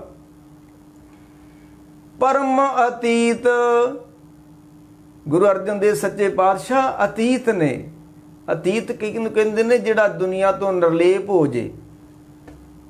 ਹਾਲਾਂਕਿ ਉਹ ਜਿਹੜਾ ਬਚਨ ਆਉਂਦਾ ਗੁਰੂ ਕੀ ਬਾਣੀ ਦਾ ਕਿ ਸੇਵਾ ਥੋੜੀ ਮੰਗਣ ਬਹੁਤਾ, ਮਹਿਲ ਨਾ ਪਾਵੇ ਕਹਿ ਤੋ ਪਉਤਾ। ਸੇਵਾ ਸਿਮਰਨ ਥੋੜੀ ਆ ਤੇ ਮੰਗ ਸਾਡੀ ਬਹੁਤੀ ਹੋ ਜਾਂਦੀ ਆ, ਵੀ ਮਨ ਨਹੀਂ ਟਿਕਦਾ ਜੀ, ਮਨ ਨਹੀਂ ਜੁੜਦਾ ਜੀ। ਤੇ ਮਨ ਤੇ ਬੜਾ ਕੁਛ ਕਰਨਾ ਪੈਂਦਾ ਫੇਰ ਟਿਕਦਾ, ਕਿ ਮਨ ਥੋੜਾ ਜਿਹਾ ਕਿ ਜਪਜੀ ਸਾਹਿਬ ਨਾਲ ਟਿਕ ਜਾਂਦਾ। ਏਡਾ ਬਲਵਾਨ ਮਨ, ਇੰਨੀ ਸ਼ਕਤੀਵਾਨ ਮਨ, ਇੱਕ ਜਪਜੀ ਸਾਹਿਬ ਇਹਨੂੰ ਕਿਵੇਂ ਰੋਕ ਲੂਗੀ? ਇੱਕ ਸੁਖਮਨੀ ਸਾਹਿਬ ਕਿਵੇਂ ਰੋਕ ਲੂਗਾ ਇਸ ਨੂੰ? ਸੇਵਾ ਥੋੜੀ ਮੰਗਣ ਬਹੁਤਾ, ਮੰਗਦੇ ਅਸੀਂ ਬੜਾ ਵਾ ਤੇ ਮਿਹਨਤ ਸਾਡੀ ਥੋੜੀ ਹੁੰਦੀ ਆ। ਤੇ ਮੈਲ ਨਾ ਪਾਵੇ, ਤੇ ਥੋੜੇ ਸੇਵਾ ਸਿਮਰਨਾ ਰੱਬ ਦੀ ਹਜ਼ੂਰੀ ਪ੍ਰਾਪਤ ਨਹੀਂ ਹੁੰਦੀ। ਪਰ ਕਹਿ ਤੋ ਪਉਤਾ। ਪਰ ਅਸੀਂ ਲੋਕੀ ਕਹਿੰਦੇ ਅਸੀਂ ਪਹੁੰਚ ਗਏ, ਸਾਡਾ ਦਸਮ ਦਵਾਰ ਖੁੱਲ ਗਿਆ, ਸਾਨੂੰ ਦਰਸ਼ਨ ਹੋ ਗਏ। ਇਦਾਂ ਕਾ ਚੱਲਦਾ ਧਰਤੀ ਉੱਤੇ। ਪਰ ਮਾਰ ਕਹਿੰਦੇ ਅਤੀਤ ਸਦਾਏ ਮਾਇਆ ਕਾ ਮਾਤਾ। ਕਹਿੰਦਾ ਮੈਂ ਨਿਰਲੇਪ ਹਾਂ, ਅਤੀਤ ਵਾਂ, ਪਰ ਹੈ ਮਾਇਆ ਵਿੱਚ ਖਚਤੀ ਹੈ। ਖੈਰ ਉਹ ਫਿਰ ਇਹ ਜਿਹੜੇ ਚੌਧਰੀ ਨੇ, ਇਹਨਾਂ ਦੇ ਵਿੱਚੋਂ ਇੱਕ ਲੰਗਾਹ ਚੌਧਰੀ ਆ। ਪੱਟੀ ਅੰਦਰ ਚੌਧਰੀ ਢਿੱਲੋਂ ਲਾਲ ਲੰਗਾਹ ਸੁਹੰਦਾ। ਇਹ ਉਹ ਲੰਗਾਹ ਵਾ ਜਿਹੜਾ ਮੁੜ ਕੇ ਸਿੱਖ ਬਣ ਕੇ ਗੁਰੂ ਅਰਜਨ ਦੇਵ ਨਾਲ ਲਾਹੌਰ ਸ਼ਹੀਦ ਹੋਣ ਵਾਸਤੇ ਜਾਂਦਾ। ਇਹ ਉਹ ਚੌਧਰੀ ਆ ਜਿੱਥੇ ਗਰੀਬ ਗੁਰਗੇ ਕੋੜੀ ਗੁਰੂ ਅਰਜਨ ਦੇਵ ਨਾਲ ਜੁੜ ਗਏ। ਉੱਥੇ ਇਲਾਕੇ ਦੇ ਬੜੇ ਬੜੇ ਚੌਧਰੀ ਵੀ ਧੰਨ ਗੁਰੂ ਅਰਜਨ ਦੇਵ ਦੀ ਸ਼ਰਨ ਵਿੱਚ ਆ ਗਏ। ਉਹਨਾਂ ਨੂੰ ਕੁਝ ਮਿਲਿਆ ਉੱਥੋਂ, ਤੇ ਤਾਂ ਹੀ ਫਿਰ ਜਹਾਂਗੀਰ ਨੂੰ ਸਾੜਾ ਪੈਦਾ ਹੋ ਗਿਆ ਵੀ ਜੇ ਵੱਡੇ ਵੱਡੇ ਚੌਧਰੀ, ਵੱਡੇ ਵੱਡੇ ਪੀਰ ਸਾਈਂ ਮੀਆਂ ਵਰਗੇ ਜੇ ਗੁਰੂ ਅਰਜਨ ਦੇਵ ਦੀ ਸ਼ਰਨ ਵਿੱਚ ਚਲ ਗਏ ਤੇ ਇਸਲਾਮ ਦਾ ਕੀ ਬਣੂਗਾ। ਉਹ ਫਿਰ ਜਦੋਂ ਚਲਦੀ ਚਲਦੀ ਵਡਿਆਈ ਪੱਟੀ ਤੱਕ ਗਈ ਹੈ। ਤਰਨ ਤਾਰਨ ਤੇ ਪੱਟੀ ਦਾ 20-25 ਕਿਲੋਮੀਟਰ ਦਾ ਫਾਸਲਾ ਹੈ। ਚਲੋ ਸਿੱਧਾ 20 ਹੋ ਸਕਦਾ ਹੈ ਕੋਈ। ਤੇ ਇਹਦੇ ਅੰਦਰ 3 ਚੌਧਰੀ ਨੇ। ਪੱਟੀ ਅੰਦਰ ਚੌਧਰੀ ਢਿੱਲੋਂ ਲਾਲ ਲੰਗਾਹ ਸੁਹੰਦਾ, ਤੇ ਉਹਦੇ ਵਿੱਚ ਇੱਕ ਚੌਧਰੀ ਆ ਲੰਗਾਹ। ਇਹਨੇ ਘਰ ਵਿੱਚ ਬੜੀ ਵੱਡੀ ਕਬਰ ਬਣਾਈ ਆ ਤੇ ਪੂਜਾ ਕਰਦਾ ਹੈ ਲੰਗਾਹ। ਆਪਣੇ ਉਹਦੇ ਨਿਗਾਹ ਵਾਲੇ ਪੀਰ ਦੀ, ਲੱਖਾਂ ਵਾਲੇ ਦਾਤੇ ਦੀ ਕੋਈ ਬਣਾਈ ਸੀ ਕਬਰ ਇਹਨੇ। ਇਹਨੂੰ ਰੋਗ ਹੋ ਗਿਆ ਤੇ ਰੋਗ ਉਹ ਲੱਥੇ ਨਾ। ਚੌਧਰੀ ਸੀ, ਬੜਾ ਇਲਾਜ ਕਰਾਇਆ, ਬੜੇ ਵੈਦ ਹਕੀਮ ਸੱਦ ਲਏ, ਘਰ ਹੀ ਸੱਦ ਲਏ, ਬੜਾ ਪੈਸਾ ਖਰਚਿਆ, ਪਰ ਜਿਉਂ ਪੱਕਾ ਰੋਗੀ ਬਿਲ ਲਾਵੇ। ਕੁਝ ਰੋਗ ਹੁੰਦੇ ਨੇ ਪੱਕੇ ਰੋਗ ਹੁੰਦੇ ਨੇ, ਉਹ ਲੱਥਦੇ ਨਹੀਂ ਆ। ਕੱਚੇ ਰੋਗ ਲੱਥ ਜਾਂਦੇ ਨੇ। ਕਰੋਨਾ ਕੋਈ ਪੱਕਾ ਰੋਗ ਨਹੀਂ ਆ, ਇਹ ਲੱਥ ਵੀ ਸਕਦਾ, ਦਵਾਈ ਤੋਂ ਬਿਨਾਂ ਵੀ ਲੱਥ ਜਾਂਦਾ। ਏਡਜ਼, ਕੈਂਸਰ, ਇਹ ਪੱਕੇ ਰੋਗ ਨੇ। ਉਸ ਸਮੇਂ ਕੋੜ ਰੋਗ, ਗੁਰੂ ਅਰਜਨ ਦੇਵ ਵੇਲੇ ਕੋੜ ਰੋਗ ਪੱਕਾ ਰੋਗ ਸੀ, ਜਿਹਨੂੰ ਹੋ ਜਾਂਦਾ ਮੁੜ ਕੇ ਲੱਥਦਾ ਨਹੀਂ ਸੀ। ਉਹ ਗੁਰੂ ਅਰਜਨ ਦੇਵ ਠੀਕ ਕਰਦੇ ਰਹੇ ਕੋੜੀਆਂ ਦਾ। ਉਹ ਫਿਰ ਉਹ ਕੋੜੀ ਆਸ਼ਰਮ ਬਣਾਇਆ ਸੱਜੇ ਪਾਤਸ਼ਾਹ ਨੇ। ਅੱਗੇ ਚੱਲ ਕੇ ਉਹਦੇ ਵਿਚਾਰ ਕਰਦੇ ਆ। ਇਹਨੂੰ ਰੋਗ ਹੋ ਗਿਆ ਚੌਧਰੀ ਲੰਗਾਹ ਨੂੰ। ਇਲਾਜ ਬੜਾ ਕਰਾਇਆ ਪਰ ਰੋਗ ਠੀਕ ਨਹੀਂ ਹੋਇਆ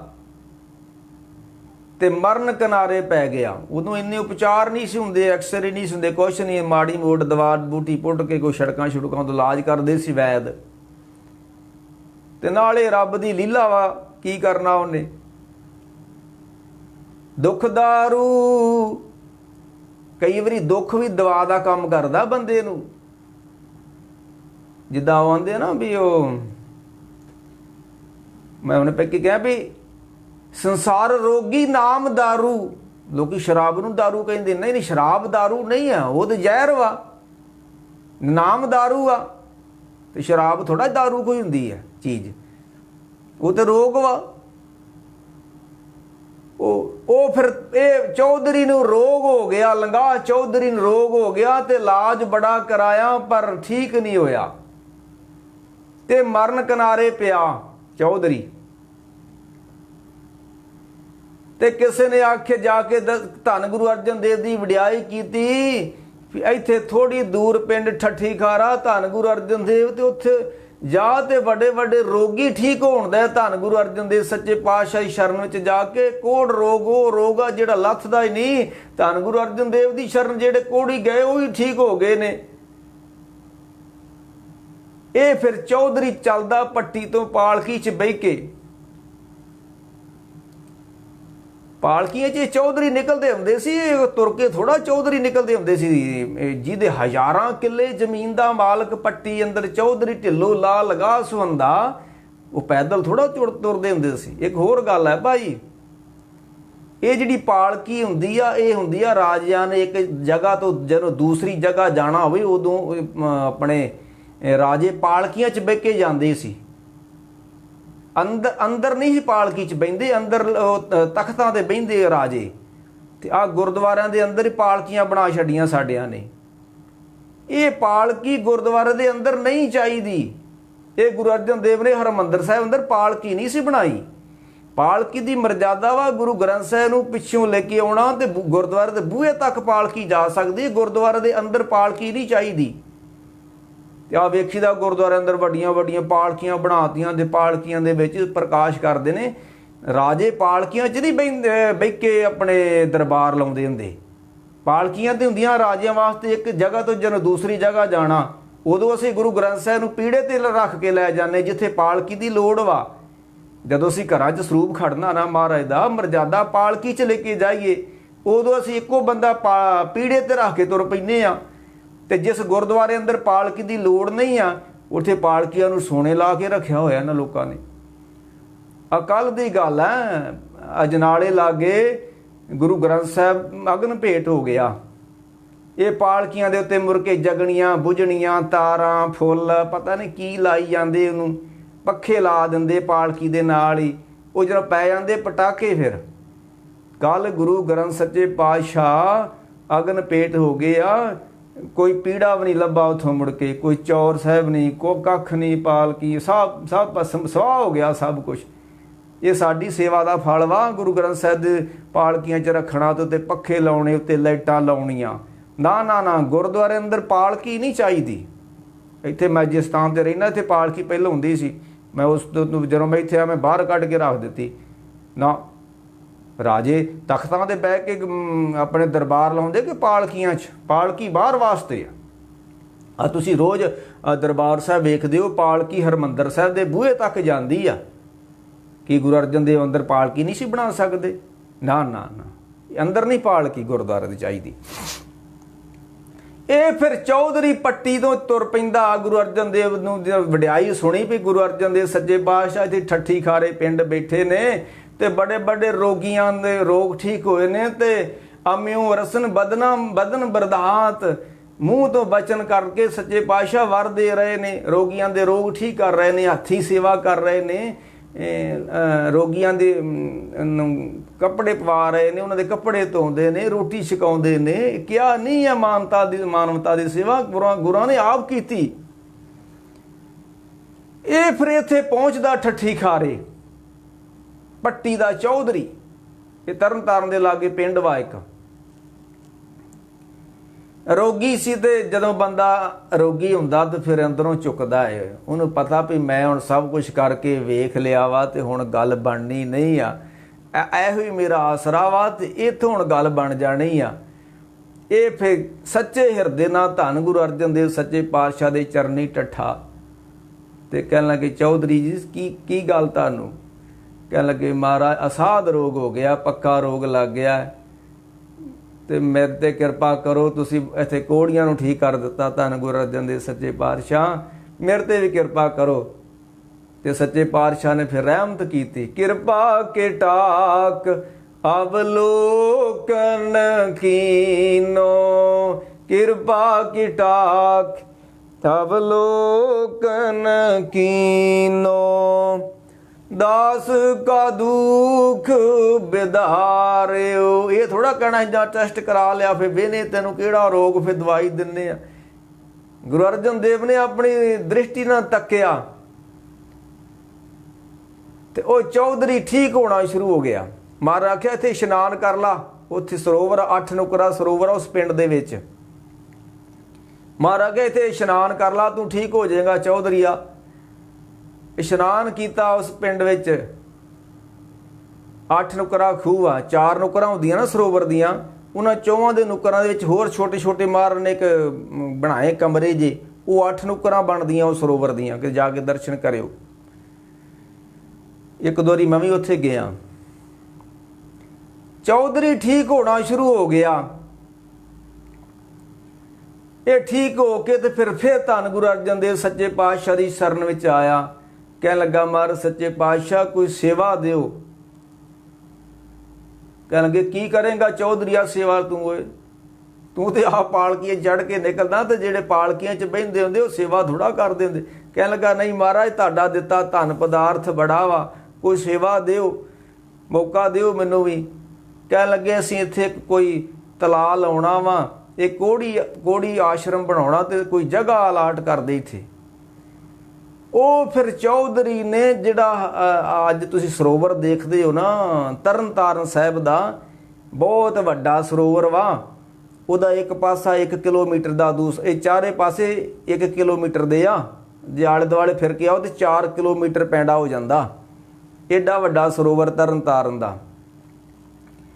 ਕਹਿਣ ਲੱਗੇ ਅਸੀਂ ਇੱਥੇ ਆਸ਼ਰਮ ਬਣਾਉਣਾ ਇੱਕ, ਤੇ ਤੂੰ ਜ਼ਮੀਨ ਦੇ ਦੇ। ਉਹ ਫਿਰ ਸੱਚੇ ਪਾਤਸ਼ਾਹ ਨੂੰ ਨੇ ਜ਼ਮੀਨ ਅਰਪਣ ਕੀਤੀ। ਤੇ ਉਹ ਫਿਰ ਉੱਥੇ ਸੱਚੇ ਪਾਤਸ਼ਾਹ ਨੇ ਫਿਰ ਜਿਹੜੇ ਕੋਹੜੀ ਠੀਕ ਹੋਏ ਸੀ, ਜਿਹੜੇ ਹੋਰ ਕੋਹੜੀ ਸੀ, ਉਹ ਵੀ ਆਉਣੇ ਸ਼ੁਰੂ ਹੋ ਗਏ ਤੇ ਸਾਰਿਆਂ ਨੂੰ ਮਾਰਨ ਸੇਵਾ ਚਲਾ ਦਿੱਤਾ। ਏਡਾ ਵੱਡਾ ਸਰੋਵਰ ਪੁੱਟਣਾ ਤੇ ਫਿਰ ਉਸ ਨੂੰ ਪੱਕਿਆਂ ਕਰਨਾ, ਤੇ ਏਡਾ ਵੱਡਾ ਸਰੋਵਰ ਪਾਣੀ ਨਾਲ ਕਿਵੇਂ ਭਰਨਾ ਵਾ। ਅੱਜ ਵੀ ਉਹ ਪਿੱਛੇ ਜੇ ਉਹਨਾਂ ਨੇ ਬਾਬਾ ਕਾਰ ਸਿੰਘ ਵਾਲਿਆਂ ਨੇ ਉਹਦੀ ਸੇਵਾ ਕੀਤੀ, ਸਰੋਵਰ ਨੂੰ ਸੁਕਾਇਆ, ਮੁੜ ਕੇ ਭਰਿਆ, ਤੇ ਕਈ ਮਹੀਨੇ ਮੋਟਰਾਂ ਚੱਲਦੀਆਂ ਰਹੀਆਂ। ਮੈਂ ਉਦੋਂ ਗਿਆ ਉੱਥੇ, ਤੇ ਫਿਰ ਜਾ ਕੇ ਉਹ ਭਰਿਆ। ਉਹ ਜਿਹਦਾ ਘੇਰਾ ਹੀ 4 ਕਿਲੋਮੀਟਰ ਦਾ, ਤਾਂ 20 ਫੁੱਟ ਡੂੰਘਾ, ਉਹ 20 ਫੁੱਟ ਤੋਂ ਵੀ ਵੱਧ ਡੂੰਘਾ। ਮੈਂ ਉਤਰ ਕੇ ਥੱਲੇ ਵੇਖਿਆ ਜਦੋਂ ਸੁੱਕਾ ਸੀ ਉਹ। ਤੇ ਏਡਾ ਵੱਡਾ ਸਰੋਵਰ ਬਣਾਉਣਾ, ਉਹਨੂੰ ਪੱਕਿਆਂ ਕਰਨਾ, ਫਿਰ ਪਾਣੀ ਕਿੱਥੋਂ ਲਿਆਉਣਾ ਇੰਨਾ ਭਰਨ ਵਾਸਤੇ। ਉਹ ਪਤਾ ਕਿਉਂ ਪਾਣੀ ਕਿੱਥੋਂ ਆਉਂਦਾ ਸੀ। ਇਹ ਜਿਹੜਾ ਗੁਰਦਾਸਪੁਰ ਜ਼ਿਲ੍ਹੇ ਤੋਂ ਕਾਦੀਆਂ ਲਾਗੋਂ ਸੇਮ ਨਾਲਾ ਸ਼ੁਰੂ ਹੁੰਦਾ, ਬਟਾਲੇ ਸ਼ਹਿਰ ਦੇ ਵਿੱਚੋਂ ਦੀ ਲੰਘਦਾ ਨਾ ਜਿਹੜਾ ਸੇਮ ਨਾਲਾ, ਕੱਥੂ ਨੰਗਲ ਦਾ ਜਿਹੜਾ ਪਾਣੀ ਸਾਰਾ ਸੇਮ ਨਾਲ, ਉਹ ਤੋਂ ਸੇਮਾਂ ਹੁੰਦੀਆਂ ਸੀ, ਮੀਂਹ ਬਹੁਤ ਪੈਂਦੇ ਸੀ। ਇਹ ਜਿਹੜਾ ਕਾਦੀਆਂ ਤੋਂ ਸੇਮ ਨਾਲਾ ਸ਼ੁਰੂ ਹੁੰਦਾ, ਬਟਾਲੇ ਸ਼ਹਿਰ ਦੇ ਵਿੱਚੋਂ ਲੰਘਦਾ ਇਹ ਤਰਨ ਤਾਰਨ ਸਰੋਵਰ ਦੇ ਲਾਗੋਂ ਦੀ ਲੰਘਦਾ ਵਾ। ਇਹ ਸੇਮ ਨਾਲਾ ਸੀ। ਇਹ ਸੇਮ ਨਾਲੇ ਦੁਆਰਾ ਫਿਰ ਉਸ ਸਰੋਵਰ ਨੂੰ ਭਰਿਆ ਜਾਂਦਾ ਸੀ ਪਾਣੀ ਨਾਲ। ਤੇ ਉਦੋਂ ਇਹਨਾਂ ਨਾਲਿਆਂ ਵਿੱਚ ਜ਼ਹਿਰ ਨਹੀਂ ਸੀ ਹੁੰਦਾ, ਗੰਦ ਨਹੀਂ ਸੀ ਹੁੰਦਾ, ਇਹ ਅੰਮ੍ਰਿਤ ਦੇ ਵਗਦੇ ਹੁੰਦੇ ਸੀ, ਸ਼ੁੱਧ ਪਾਣੀ। ਉਦੋਂ ਸ਼ਹਿਰ ਨਹੀਂ ਸੀ ਹੁੰਦੇ, ਗੰਦ ਨਹੀਂ ਸੀ ਪਾਣੀ 'ਚ ਪਾਉਂਦਾ। ਫਿਰ ਇਸ ਨਾਲੇ ਦੁਆਰਾ ਫਿਰ ਉਸ ਸਰੋਵਰ ਨੂੰ ਭਰਿਆ ਜਾਂਦਾ, ਮੁੜ ਕੇ ਸਾਲ ਭਰ ਪਾਣੀ ਵਰਤਿਆ ਜਾਂਦਾ ਸੀ, ਜਿੰਨੀ ਮਰਜ਼ੀ ਓੜ ਲੱਗ ਗਏ। ਏਡਾ ਵੱਡਾ ਸਰੋਵਰ ਜਾਂ ਪਾਣੀ ਕਹਿ ਲਓ ਸਟੋਰ ਕਰ ਲੈਣਾ, ਏਡਾ ਵੱਡਾ ਪਾਣੀ ਸਟੋਰ ਕਰ ਲੈਣਾ ਗੁਰੂ ਅਰਜਨ ਦੇਵ ਸੱਚੇ ਪਾਤਸ਼ਾਹ ਨੇ। ਮੁੜ ਕੇ ਸਾਲ ਭਰ ਉੱਥੇ ਕੱਪੜੇ ਧੋ, ਨਹਾਓ, ਜਿੱਦਾਂ ਮਰਜ਼ੀ ਵਰਤੋ, ਬਾਹਰ ਕੱਢ ਕੇ ਪਾਣੀ ਜਿੰਨੇ ਮਰਜ਼ੀ ਵਰਤਦੇ ਰਹੋ। ਇਹ ਫਿਰ ਇੱਕ ਆਸ਼ਰਮ ਬਣਾਇਆ, ਕੋਹੜੀ ਆਸ਼ਰਮ, ਤੇ ਇੱਕ ਸਰੋਵਰ ਬਣਾਇਆ। ਉਹ ਕੋਹੜੀ ਆਸ਼ਰਮ ਮੁੜ ਕੇ ਈਸਾਈਆਂ ਨੇ ਕਬਜ਼ਾ ਕਰ ਲਿਆ। ਉਹ ਅਜੇ ਤੱਕ ਉਹਨਾਂ ਦੇ ਕੋਲ ਹੀ ਆ, ਸਾਡੇ ਕੋਲ ਨਹੀਂ ਹੈ ਹੁਣ। ਇਹ ਫਿਰ ਚੌਧਰੀ ਸੱਚੇ ਪਾਤਸ਼ਾਹ ਦੇ ਕੋਲ ਕਹਿੰਦਾ ਮਹਾਰਾਜ ਸੱਚੇ ਪਾਤਸ਼ਾਹ ਕੋਈ ਸੇਵਾ ਦਿਓ। ਕਹਿਣ ਲੱਗੇ ਹੁਣ ਕੀ ਸੇਵਾ ਤੂੰ ਕਰੇਗਾ। ਕਹਿਣ ਲੱਗੇ ਮਹਾਰਾਜ ਸੱਚੇ ਪਾਤਸ਼ਾਹ ਤੁਸੀਂ ਇਸ਼ਨਾਨ ਕਰਦੇ ਹੋ ਅੰਮ੍ਰਿਤ ਵੇਲੇ, ਤੇ ਦਹੀਂ ਨਾ ਕਰਦੇ ਹੋ ਇਸ਼ਨਾਨ, ਕੇਸੀ ਇਸ਼ਨਾਨ ਦਹੀਂ ਨਾ ਕਰਦੇ ਹੋ, ਤੇ ਮੈਨੂੰ ਸੇਵਾ ਦੇ ਦਿਓ, ਮੈਂ ਤਾਜ਼ਾ ਦਹੀਂ ਬਣਾ ਕੇ ਲਿਆ ਕਰੂੰਗਾ ਪੱਟੀ ਤੋਂ ਤੁਹਾਡੀ ਸੇਵਾ ਕਰਨ ਵਾਸਤੇ, ਇਸ਼ਨਾਨ ਕਰਾਉਣ ਵਾਸਤੇ। ਕਹਿਣ ਲੱਗੇ ਚੱਲ ਭਾਈ ਫਿਰ ਤੂੰ ਸੇਵਾ ਕਰਨੀ ਤੇ ਫਿਰ ਕਰ ਲਿਆ ਕਰ। ਇਹ ਨੇਮ ਦੇ ਨਾਲ ਫਿਰ ਪੱਟੀ ਤੋਂ ਚੱਲਦਾ ਅੰਮ੍ਰਿਤ ਵੇਲੇ ਚੌਧਰੀ। ਪਏ ਕਬੂਲ ਖਸਮ ਨਾ ਜਾਂ ਕਾਲ ਮਰਦੀ ਘਾਲੀ। ਇਹ ਉਹੀ ਰੱਬ ਦੇ ਗੁਰੂ ਦੇ ਦਰ ਤੇ ਪ੍ਰਵਾਨ ਹੁੰਦੇ ਨੇ ਜਿਹੜੇ ਘਾਲਣਾ ਘਾਲਦੇ, ਜਿਹੜੇ ਕੜਾਹ ਖਾ ਕੇ ਲੰਗਰ ਖਾ ਕੇ ਸੌਂ ਜਾਂਦੇ ਗੁਰਦੁਆਰਿਆਂ, ਜਿਨ੍ਹਾਂ ਨੂੰ ਕੀ ਮਿਲਣਾ। ਮਹੀਨੇ ਬਾਅਦ ਪੈਸਾ ਤੇ ਮਿਲ ਜਾਣਾ, ਪਰ ਬਖਸ਼ਾ ਨਹੀਂ ਮਿਲਣੀਆਂ। ਕਿਉਂ? ਘਾਲਣਾ ਹੀ ਕੋਈ ਨਹੀਂ ਆ। ਚਿੱਟੇ ਕੱਪੜੇ ਪਾ ਕੇ ਹੁਣ ਗੁਰਦੁਆਰੇ ਕੋਈ ਬਹਿ ਗਿਆ, ਉਹ ਦਾਲ ਦੀ ਬਾਲਟੀ ਫੜੂਗਾ, ਹੁਣ ਉਹ ਭਾਂਡੇ ਮਾਂਜੂਗਾ ਜਿਹੜਾ ਚਿੱਟਾ ਪਰਨਾ ਤੇ ਚਿੱਟਾ ਸਰੋਪਾ ਪਾ ਕੇ ਮੇਰੇ ਵਰਗਾ ਬੈਠਾ। ਮੇਰੇ ਵਰਗੇ ਨੂੰ ਆ ਕੇ ਤੂੰ ਸਰੋਪਾ ਕੋਈ ਭਾਂਡੇ ਮਾਂਜ, ਮੈਂ ਮਾਂਜੂਗਾ ਗੁਰਦੁਆਰੇ। ਅਸੀਂ ਜਥੇਦਾਰ ਹੁੰਦੇ ਆ, ਮੁੱਖ ਸੇਵਾਦਾਰ ਵਾਂ, ਅਸੀਂ ਗ੍ਰੰਥੀ ਆ, ਅਸੀਂ ਕੋਈ ਭਾਂਡੇ ਮਾਂਜੀਏ ਗੁਰਦੁਆਰੇ ਦੇ ਭਾਈ। ਤੇ ਫਿਰ ਮਿਲਣਾ ਕੀ ਆ? ਜੇ ਕਰਨਾ ਹੀ ਕੁਛ ਨਹੀਂ ਤੇ ਫਿਰ ਮਿਲਣਾ ਵੀ ਕੀ ਹੈ? ਇਹ ਫਿਰ ਚੌਧਰੀ ਸੇਵਾ ਕਰਨ ਲੱਗ ਪਿਆ ਧੰਨ ਗੁਰੂ ਅਰਜਨ ਦੇਵ ਸੱਚੇ ਪਾਤਸ਼ਾਹ ਜੀ ਦੀ। ਹੁਣ ਚੌਧਰੀ ਸੇਵਾ ਨਹੀਂ ਕਰਦੇ, ਹੁਣ ਕਬਜ਼ੇ ਕਰਦੇ ਗੁਰਦੁਆਰਿਆਂ 'ਚ। ਖਿਆਲ ਕਰਿਆ ਜੀ, ਇਹ ਜਿੰਨੇ ਮਾਇਆਧਾਰੀ ਸਰਮਾਏਦਾਰ ਲੋਕ ਨੇ ਇਹਨਾਂ ਗੁਰਦੁਆਰਿਆਂ ਤੇ ਕਬਜ਼ੇ ਕੀਤੇ ਨੇ, ਤਾਂ ਹੀ ਗਰੀਬ ਸਿੱਖ ਗੁਰਦੁਆਰਾ ਛੱਡ ਕੇ ਡੇਰਿਆਂ ਨੂੰ ਭੱਜ ਗਿਆ। ਕੋਈ ਸੁਣਵਾਈ ਨਹੀਂ ਗੁਰਦੁਆਰੇ ਅੰਦਰ ਕਿਸੇ ਗਰੀਬ ਦੀ, ਨਾ ਕਿਸੇ ਨੂੰ ਕਮਰਾ ਮਿਲਦਾ, ਨਾ ਕੋਈ ਗੱਲ, ਨਾ ਕੋਈ ਬਾਤ। ਇਹਨਾਂ ਦੇ ਕਬਜ਼ੇ ਹੋ ਚੁੱਕੇ ਨੇ। ਉਹ ਫਿਰ ਚੌਧਰੀ ਨੇਮ ਦੇ ਨਾਲ ਅੰਮ੍ਰਿਤ ਵੇਲੇ ਧੰਨ ਗੁਰੂ ਅਰਜਨ ਦੇਵ ਸੱਚੇ ਪਾਤਸ਼ਾਹ ਵਾਸਤੇ ਦਹੀਂ ਲੈ ਕੇ ਆਉਂਦਾ, ਤੇ ਅੰਮ੍ਰਿਤ ਵੇਲੇ ਇਸ਼ਨਾਨ ਕਰਨਾ। ਇਹ ਨਹੀਂ ਵੀ ਸੂਰਜ ਚੜੇ ਦਹੀਂ ਲੈ ਕੇ ਆ ਗਿਆ 8-9 ਵਜੇ ਵੀ ਲੰਗਰ ਵਾਸਤੇ, ਨਾ, ਇਸ਼ਨਾਨ ਕਰਨ ਵਾਸਤੇ। ਜਿੱਦਾਂ ਗੁਰੂ ਅਮਰਦਾਸ ਅੱਧੀ ਰਾਤ ਨੂੰ ਉੱਠ ਕੇ ਜਾ ਕੇ ਪਾਣੀ ਲੈ ਕੇ ਆਉਂਦੇ ਸੀ, ਤਾਂ ਅੰਮ੍ਰਿਤ ਵੇਲੇ ਗੁਰੂ ਅੰਗਦ ਸਾਹਿਬ ਦਾ ਇਸ਼ਨਾਨ ਕਰਾਉਂਦੇ ਸੀ। ਇਸੇ ਤਰ੍ਹਾਂ ਗੁਰੂ ਨਾਨਕ ਸੱਚੇ ਪਾਤਸ਼ਾਹ ਕਰਤਾਰਪੁਰ ਸੀ, ਫਿਰ ਲਹਿਣਾ ਵੱਡੇ ਅੰਮ੍ਰਿਤ ਵੇਲੇ ਉੱਠ ਕੇ ਪਾਣੀ ਦਾ ਪ੍ਰਬੰਧ ਕਰਦਾ ਸੀ, ਤੇ ਫਿਰ ਗੁਰੂ ਨਾਨਕ ਸਾਹਿਬ ਦਾ ਇਸ਼ਨਾਨ ਹੁੰਦਾ ਸੀ। ਇਹ ਕਰੜੀਆਂ ਘਾਲਣਾ ਘਾਲਦੇ ਰਹੇ ਸੀ। ਇਹ ਚੌਧਰੀ ਨੇਮ ਦੇ ਨਾਲ ਤਰਨ ਤਾਰਨ ਪੱਟੀ ਤੋਂ ਚੱਲਦਾ ਦਹੀਂ ਲੈ ਕੇ ਧੰਨ ਗੁਰੂ ਅਰਜਨ ਦੇਵ ਵਾਸਤੇ, ਤੇ ਇੱਥੇ ਆਣ ਕੇ ਇਸ਼ਨਾਨ ਕਰਨ ਵਾਸਤੇ ਗੁਰੂ ਅਰਜਨ ਦੇਵ ਨੂੰ ਤਾਜ਼ਾ ਦਹੀਂ ਬਣਾ ਕੇ ਲਿਆਉਂਦਾ ਆਪਣੇ ਘਰੋਂ। ਤੇ ਹਿਸਾਬ ਲਾ ਲਿਓ ਉੱਥੋਂ 15-20 ਕਿਲੋਮੀਟਰ ਆ ਪੱਟੀ ਤਰਨ ਤਾਰਨ ਤੋਂ। ਤੇ ਸਮਾਂ ਚੱਲਦਾ ਗਿਆ, ਗੁਰੂ ਅਰਜਨ ਦੇਵ ਸਰੋਵਰ ਉੱਥੇ ਖਦਾਉਂਦੇ ਰਹੇ, ਪਟਾਉਂਦੇ ਰਹੇ। ਫਿਰ ਹਰਮੰਦਰ ਸਾਹਿਬ ਉੱਥੇ ਇੱਕ ਬਣਾ ਦਿੱਤਾ, ਕੋਹੜੀ ਆਸ਼ਰਮ ਬਣਾ ਦਿੱਤਾ, ਕੋਹੜੀ ਇਕੱਠੇ ਕਰ ਲਏ, ਤੇ ਸਾਲਾਂ ਬੱਧੀ ਇਹ ਸੇਵਾ ਕਰਦਾ ਰਿਹਾ। ਤੇ ਜਦੋਂ ਬੰਦਾ ਕੋਈ ਸੇਵਾ ਕਰਦਾ, ਫਿਰ ਪ੍ਰੀਖਿਆ ਵੀ ਗੁਰੂ ਪੀਰ ਕਰਦੇ ਨੇ ਉਹਦੀ, ਉਹਨੂੰ ਪਰਖਣਾ ਚਾਹੁੰਦੇ ਨੇ ਵੀ ਇਹ ਅੰਦਰੋਂ ਕਿੱਥੋਂ ਕੁ ਤੱਕ ਪਹੁੰਚ ਗਿਆ ਹੈ। ਜਿੱਦਾਂ ਕਰਤਾਰਪੁਰ ਪਰਖ ਹੋਈ ਨਾ, ਕਿ ਸਿੱਖਾਂ ਪੁੱਤਰਾਂ ਘੋਖ ਕੇ ਸਭ ਉਮਤ ਵੇਖਿਓ ਜੇ ਕਿਉਂ, ਜਾਂ ਸਦੋਸ਼ ਤਾਂ ਲੈਣਾ ਟਿਕਿਉਣ। ਗੁਰੂ ਪੀਰ ਇਹ ਪਰਖਾਂ ਕਰਦੇ ਹੀ ਹੁੰਦੇ ਨੇ। ਕਬੀਰ ਕਸੌਟੀ ਰਾਮ ਕੀ ਝੂਠਾ ਟਿਕੇ ਨਾ ਕੋਏ, ਰਾਮ ਕਸੌਟੀ ਸੋ ਸਹਿ ਜੋ ਮਰ ਜੀਵਾ ਹੋਏ। ਜਿਸ ਬੱਚੇ ਦੀ ਪ੍ਰੀਖਿਆ ਹੀ ਨਹੀਂਗਾ, ਉਹਦੀ ਪੜ੍ਹਾਈ ਦਾ ਪਤਾ ਨਹੀਂ ਲੱਗਣਾ ਵੀ ਇਹਨੇ ਪੜ੍ਹਾਈ ਦਾ, ਤੇ ਉਹ ਪੇਪਰਾਂ ਨੇ ਦੱਸਣਾ ਵਾ। ਇਹ ਗੁਰੂ ਅਰਜਨ ਦੇਵ ਸੱਚੇ ਪਾਤਸ਼ਾਹ ਨੇ ਸੋਚਿਆ ਵੀ ਇਹਨੂੰ ਕਈ ਸਾਲ ਹੋ ਗਏ ਚੌਧਰੀ ਨੂੰ ਸੇਵਾ ਕਰਦੇ ਆ, ਚੌਧਰੀ ਸੇਵਾ ਕਰਦੇ ਨੇ, ਹੁਣ ਚੌਧਰੀ ਨਹੀਂ ਕਰਦੇ ਸੇਵਾ, ਕਬਜ਼ੇ ਕਰਦੇ ਨੇ। ਫਿਰ ਮਹਾਰਾਜ ਨੇ ਇੱਕ ਦਿਨ ਪ੍ਰੀਖਿਆ ਲੈਣੀ ਚਾਹੀਏ ਇਹਦੀ। ਇਹ ਜਦੋਂ ਉਧਰੋਂ ਪੱਟੀ ਤੋਂ ਚੱਲਦਾ ਸੀ ਦਹੀਂ ਲੈ ਕੇ, ਤੇ ਅੰਮ੍ਰਿਤ ਵੇਲੇ ਇੱਥੇ ਪਹੁੰਚ ਜਾਂਦਾ ਸੀ। ਇਹ ਅੱਜ ਕੀ ਕੀਤਾ ਗੁਰੂ ਅਰਜਨ ਦੇਵ ਸੱਚੇ ਪਾਤਸ਼ਾਹ ਨੇ, ਸ਼ਾਮਾਂ ਨੂੰ ਦੱਸਿਆ ਨਹੀਂ ਕਿਸੇ ਨੂੰ। ਜਦੋਂ ਸ਼ਾਮਾਂ ਦੀ ਰਹਿ ਰਾਸ ਦੀ ਸਮਾਪਤੀ ਹੋਈ ਨਾ, ਤੇ ਗੁਰੂ ਅਰਜਨ ਦੇਵ ਸੱਚੇ ਪਾਤਸ਼ਾਹ ਤਰਨ ਤਾਰਨ ਸਾਹਿਬ ਤੋਂ ਫਿਰ ਉੱਥੋਂ ਤੁਰ ਪੈਂਦੇ ਨੇ ਆਪਣਾ। ਕੋਈ ਤਾਂ ਕਹਿੰਦਾ ਅੰਮ੍ਰਿਤਸਰ ਆ ਜਾਂਦੇ ਨੇ, ਤੇ ਕੋਈ ਕਹਿੰਦੇ ਠੱਠੀ ਖਾਰੇ ਪਿੰਡ 'ਚ ਆ ਜਾਂਦੇ ਨੇ। ਇਹ ਜਦੋਂ ਪੱਟੀ ਤੋਂ ਚੌਧਰੀ ਚੱਲਦਾ ਚੱਲਦਾ ਅੰਮ੍ਰਿਤ ਵੇਲੇ ਇੱਥੇ ਦਹੀਂ ਲੈ ਕੇ ਆਇਆ ਗੁਰੂ ਅਰਜਨ ਦੇਵ ਸੱਚੇ ਪਾਤਸ਼ਾਹ ਦੇ ਕੇਸੀ ਇਸ਼ਨਾਨ ਵਾਸਤੇ, ਤੇ ਗੁਰੂ ਅਰਜਨ ਦੇਵ ਉੱਥੇ ਹੈ ਨਹੀਂ ਹੈ। ਤੇ ਜਿਹਦਾ ਨੇਮ ਟੁੱਟ ਜੇ ਉਹਦਾ ਪ੍ਰੇਮ ਟੁੱਟ ਜਾਂਦਾ, ਤੇ ਜਿਹਦਾ ਨੇਮ ਨਿਭ ਜੇ ਉਹਨੂੰ ਸਭ ਕੁਝ ਮਿਲ ਜਾਂਦਾ। ਇਹਨੇ ਜਦੋਂ ਵੇਖਿਆ ਵੀ ਗੁਰੂ ਅਰਜਨ ਦੇਵ ਕਮਰੇ 'ਚ ਨਹੀਂ ਹੈ, ਪੁੱਛਿਆ ਬਾਬਾ ਬੁੱਢਾ ਜੀ ਨੂੰ ਵੀ ਉਹ ਕਿੱਥੇ ਨੇ। ਕਹਿਣ ਲੱਗੇ ਪਤਾ ਨਹੀਂ, ਸਾਨੂੰ ਦੱਸ ਕੇ ਨਹੀਂ ਕਿਤੇ ਗਏ। ਫਿਰ ਪਤਾ ਲੱਗਾ ਉਹ ਤੇ ਅੰਮ੍ਰਿਤਸਰ ਚਲ ਗਏ ਨੇ ਰਾਤ ਦੇ ਹੀ। ਇਹ ਫਿਰ ਪੱਟੀ ਉੱਥੋਂ ਚੌਧਰੀ ਜਿਉਂ ਚੱਲਦਾ, ਕੋਈ ਕਹਿੰਦੇ ਠੱਠੀ ਖਾਰੇ ਪਿੰਡ ਆ ਗਏ ਸੀ, ਤੇ ਕੋਈ ਕਹਿੰਦਾ ਅੰਮ੍ਰਿਤਸਰ। ਇਹਦੇ ਬਾਰੇ ਇਤਿਹਾਸ ਦਾ ਕੋਈ ਪੱਕਾ ਨਹੀਂ ਸਬੂਤ। ਇਹ ਫਿਰ ਚੌਧਰੀ ਉੱਥੋਂ ਚੱਲਦਾ ਕਿ ਮੇਰੇ ਨੇਮ ਨਿਭ ਜੇ, ਮੈਂ ਗੁਰੂ ਅਰਜਨ ਦੇਵ ਨੂੰ ਆਪਣਾ ਦਹੀਂ ਅਰਪਣ ਕਰ ਸਕਾਂ ਇਸ਼ਨਾਨ ਕਰਨ ਵਾਸਤੇ। ਅੱਜ ਜਦੋਂ ਸਾਬਣ ਸੂਬਣ ਜੇ ਆ ਗਏ ਨਾ, ਸ਼ੈਂਪੂ ਸੂੰਪੂ ਜੇ ਪਾਓ ਤੇ ਵਾਲ ਲੰਮੇ ਹੁੰਦੇ, ਝੜ ਤੇ ਜਾਂਦੇ, ਇਹਨਾਂ ਨਾਲ ਲੰਮੇ ਲੰਮੇ ਨਹੀਂ ਕੋਈ ਹੁੰਦੇ। ਮੈਂ ਦੇਖੀ ਇਹਦੀ ਜ਼ਿੰਦਗੀ ਸ਼ੈਂਪੂ ਜਿਹਾ ਵਰਤਿਆ, ਤੇ ਉਹ ਅੱਧੇ ਕੁ ਝੜ ਗਏ ਸੀ, ਉਹ ਤੋਂ ਬਾਅਦ ਨਹੀਂ ਮੈਂ ਇਹਦੇ ਲਾਗੇ ਲੱਗਾ। ਇਹ ਉਰੋਂ ਦੇ ਝੜਨੇ ਸ਼ੁਰੂ ਹੋ ਗਏ ਜਦੋਂ ਸ਼ੈਂਪੂ ਆ ਗਏ, ਤੇ ਉਹ ਮਸ਼ਹੂਰੀਆਂ ਦੇ ਇਹਨਾਂ ਦੇ ਲੰਮੇ ਵਾਲ ਲੰਮੇ ਨਹੀਂ ਝੜਦੇ ਇਹਨਾਂ ਨਾਲ। ਉਹ ਫਿਰ ਜਦੋਂ ਉਹਨੇ ਸੋਚਿਆ ਵੀ ਮੇਰੇ ਨੇਮ ਵਿੱਚ ਫਰਕ ਨਾ ਪੈ ਜੇ, ਤੇ ਚੌਧਰੀ ਉੱਥੋਂ ਦਹੀਂ ਵਾਲਾ ਮਟਕਾ ਚੁੱਕ ਕੇ ਫਿਰ ਤੁਰ ਪੈਂਦਾ ਅੰਮ੍ਰਿਤਸਰ ਨੂੰ। ਤੇ ਗੁਰੂ ਅਰਜਨ ਦੇਵ ਇੱਥੇ ਅੰਮ੍ਰਿਤ ਵੇਲੇ ਨਿਤਨੇਮ ਕਰਕੇ ਤੇ ਦੂਸਰੇ ਰਸਤੇ ਰਾਹੀਂ ਤਰਨ ਤਾਰਨ ਨੂੰ ਚਲ ਜਾਂਦੇ ਨੇ। ਪੱਟੀ ਦਾ ਚੌਧਰੀ ਅੰਮ੍ਰਿਤਸਰ ਆ ਜਾਂਦਾ, ਇੱਥੋਂ ਪਤਾ ਕਰਦਾ, ਕਹਿੰਦੇ ਉਹ ਗੁਰੂ ਅਰਜਨ ਦੇਵ ਅੰਮ੍ਰਿਤ ਵੇਲੇ ਇੱਥੋਂ ਇਸ਼ਨਾਨ ਕਰਕੇ ਨਿਤਨੇਮ ਕਰਕੇ ਉੱਥੇ ਤਰਨ ਤਾਰਨ ਚਲ ਗਏ ਨੇ, ਉੱਥੇ ਸੇਵਾ ਚੱਲਣ ਦਈ ਹੈ। ਉੱਥੋਂ ਫੇਰ ਸਾਓ ਸਾਈ ਹੋਇਆ ਤਰਨ ਤਾਰਨ, ਦੁਪਹਿਰੇ 12 ਵਜੇ ਤੱਕ ਵਾਧਾ ਆਉਂਦਾ। ਫਿਰ ਇਹਦਾ ਨੇਮ ਸੀ। ਇਹ ਗੁਰੂ ਅਰਜਨ ਦੇਵ ਸੱਚੇ ਪਾਤਸ਼ਾਹ ਸ਼ਾਮਾਂ ਦਾ ਦੀਵਾਨ ਲਾ ਕੇ ਬੈਠੇ। ਉੱਥੇ ਤੁਸੀਂ ਜਾਓ ਨਾ ਦਰਬਾਰ ਸਾਹਿਬ ਤਰਨ ਤਾਰਨ ਸਾਹਿਬ, ਉੱਥੇ ਗੁਰਦੁਆਰਾ ਇੱਕ ਮੰਜੀ ਸਾਹਿਬ ਆ। ਉੱਥੇ ਮੰਜੀ ਉੱਤੇ ਬੈਠ ਕੇ ਧੰਨ ਗੁਰੂ ਅਰਜਨ ਦੇਵ ਸੱਚੇ ਪਾਤਸ਼ਾਹ ਸੰਗਤਾਂ ਨੂੰ ਉਪਦੇਸ਼ ਦਿਆ ਕਰਦੇ ਸਨ, ਕਿਉਂਕਿ ਮਰਜ਼ਾਦਾ ਵਾ ਕਿ ਗੁਰੂ ਪੀਰ ਨੇ ਉੱਚੇ ਥਾਂ ਤੇ ਬਹਿਣਾ ਵਾ। ਲੈਣੇ ਨੂੰ ਆਖਿਆ ਲੈਣਿਆ ਹੁਣ ਭੁੰਜੇ ਨਹੀਂ ਬਹਿਣਾ, ਜਾਂ ਖਡੂਰ ਸਾਹਿਬ ਤਖਤ ਤੇ ਬਹਿਣਾ, ਚੰਦੋਆ ਲਾ ਕੇ ਬਹਿਣਾ ਹੈ। ਮੰਜੀ ਬੈਠ ਕੇ ਅਵਤਾਰਾ।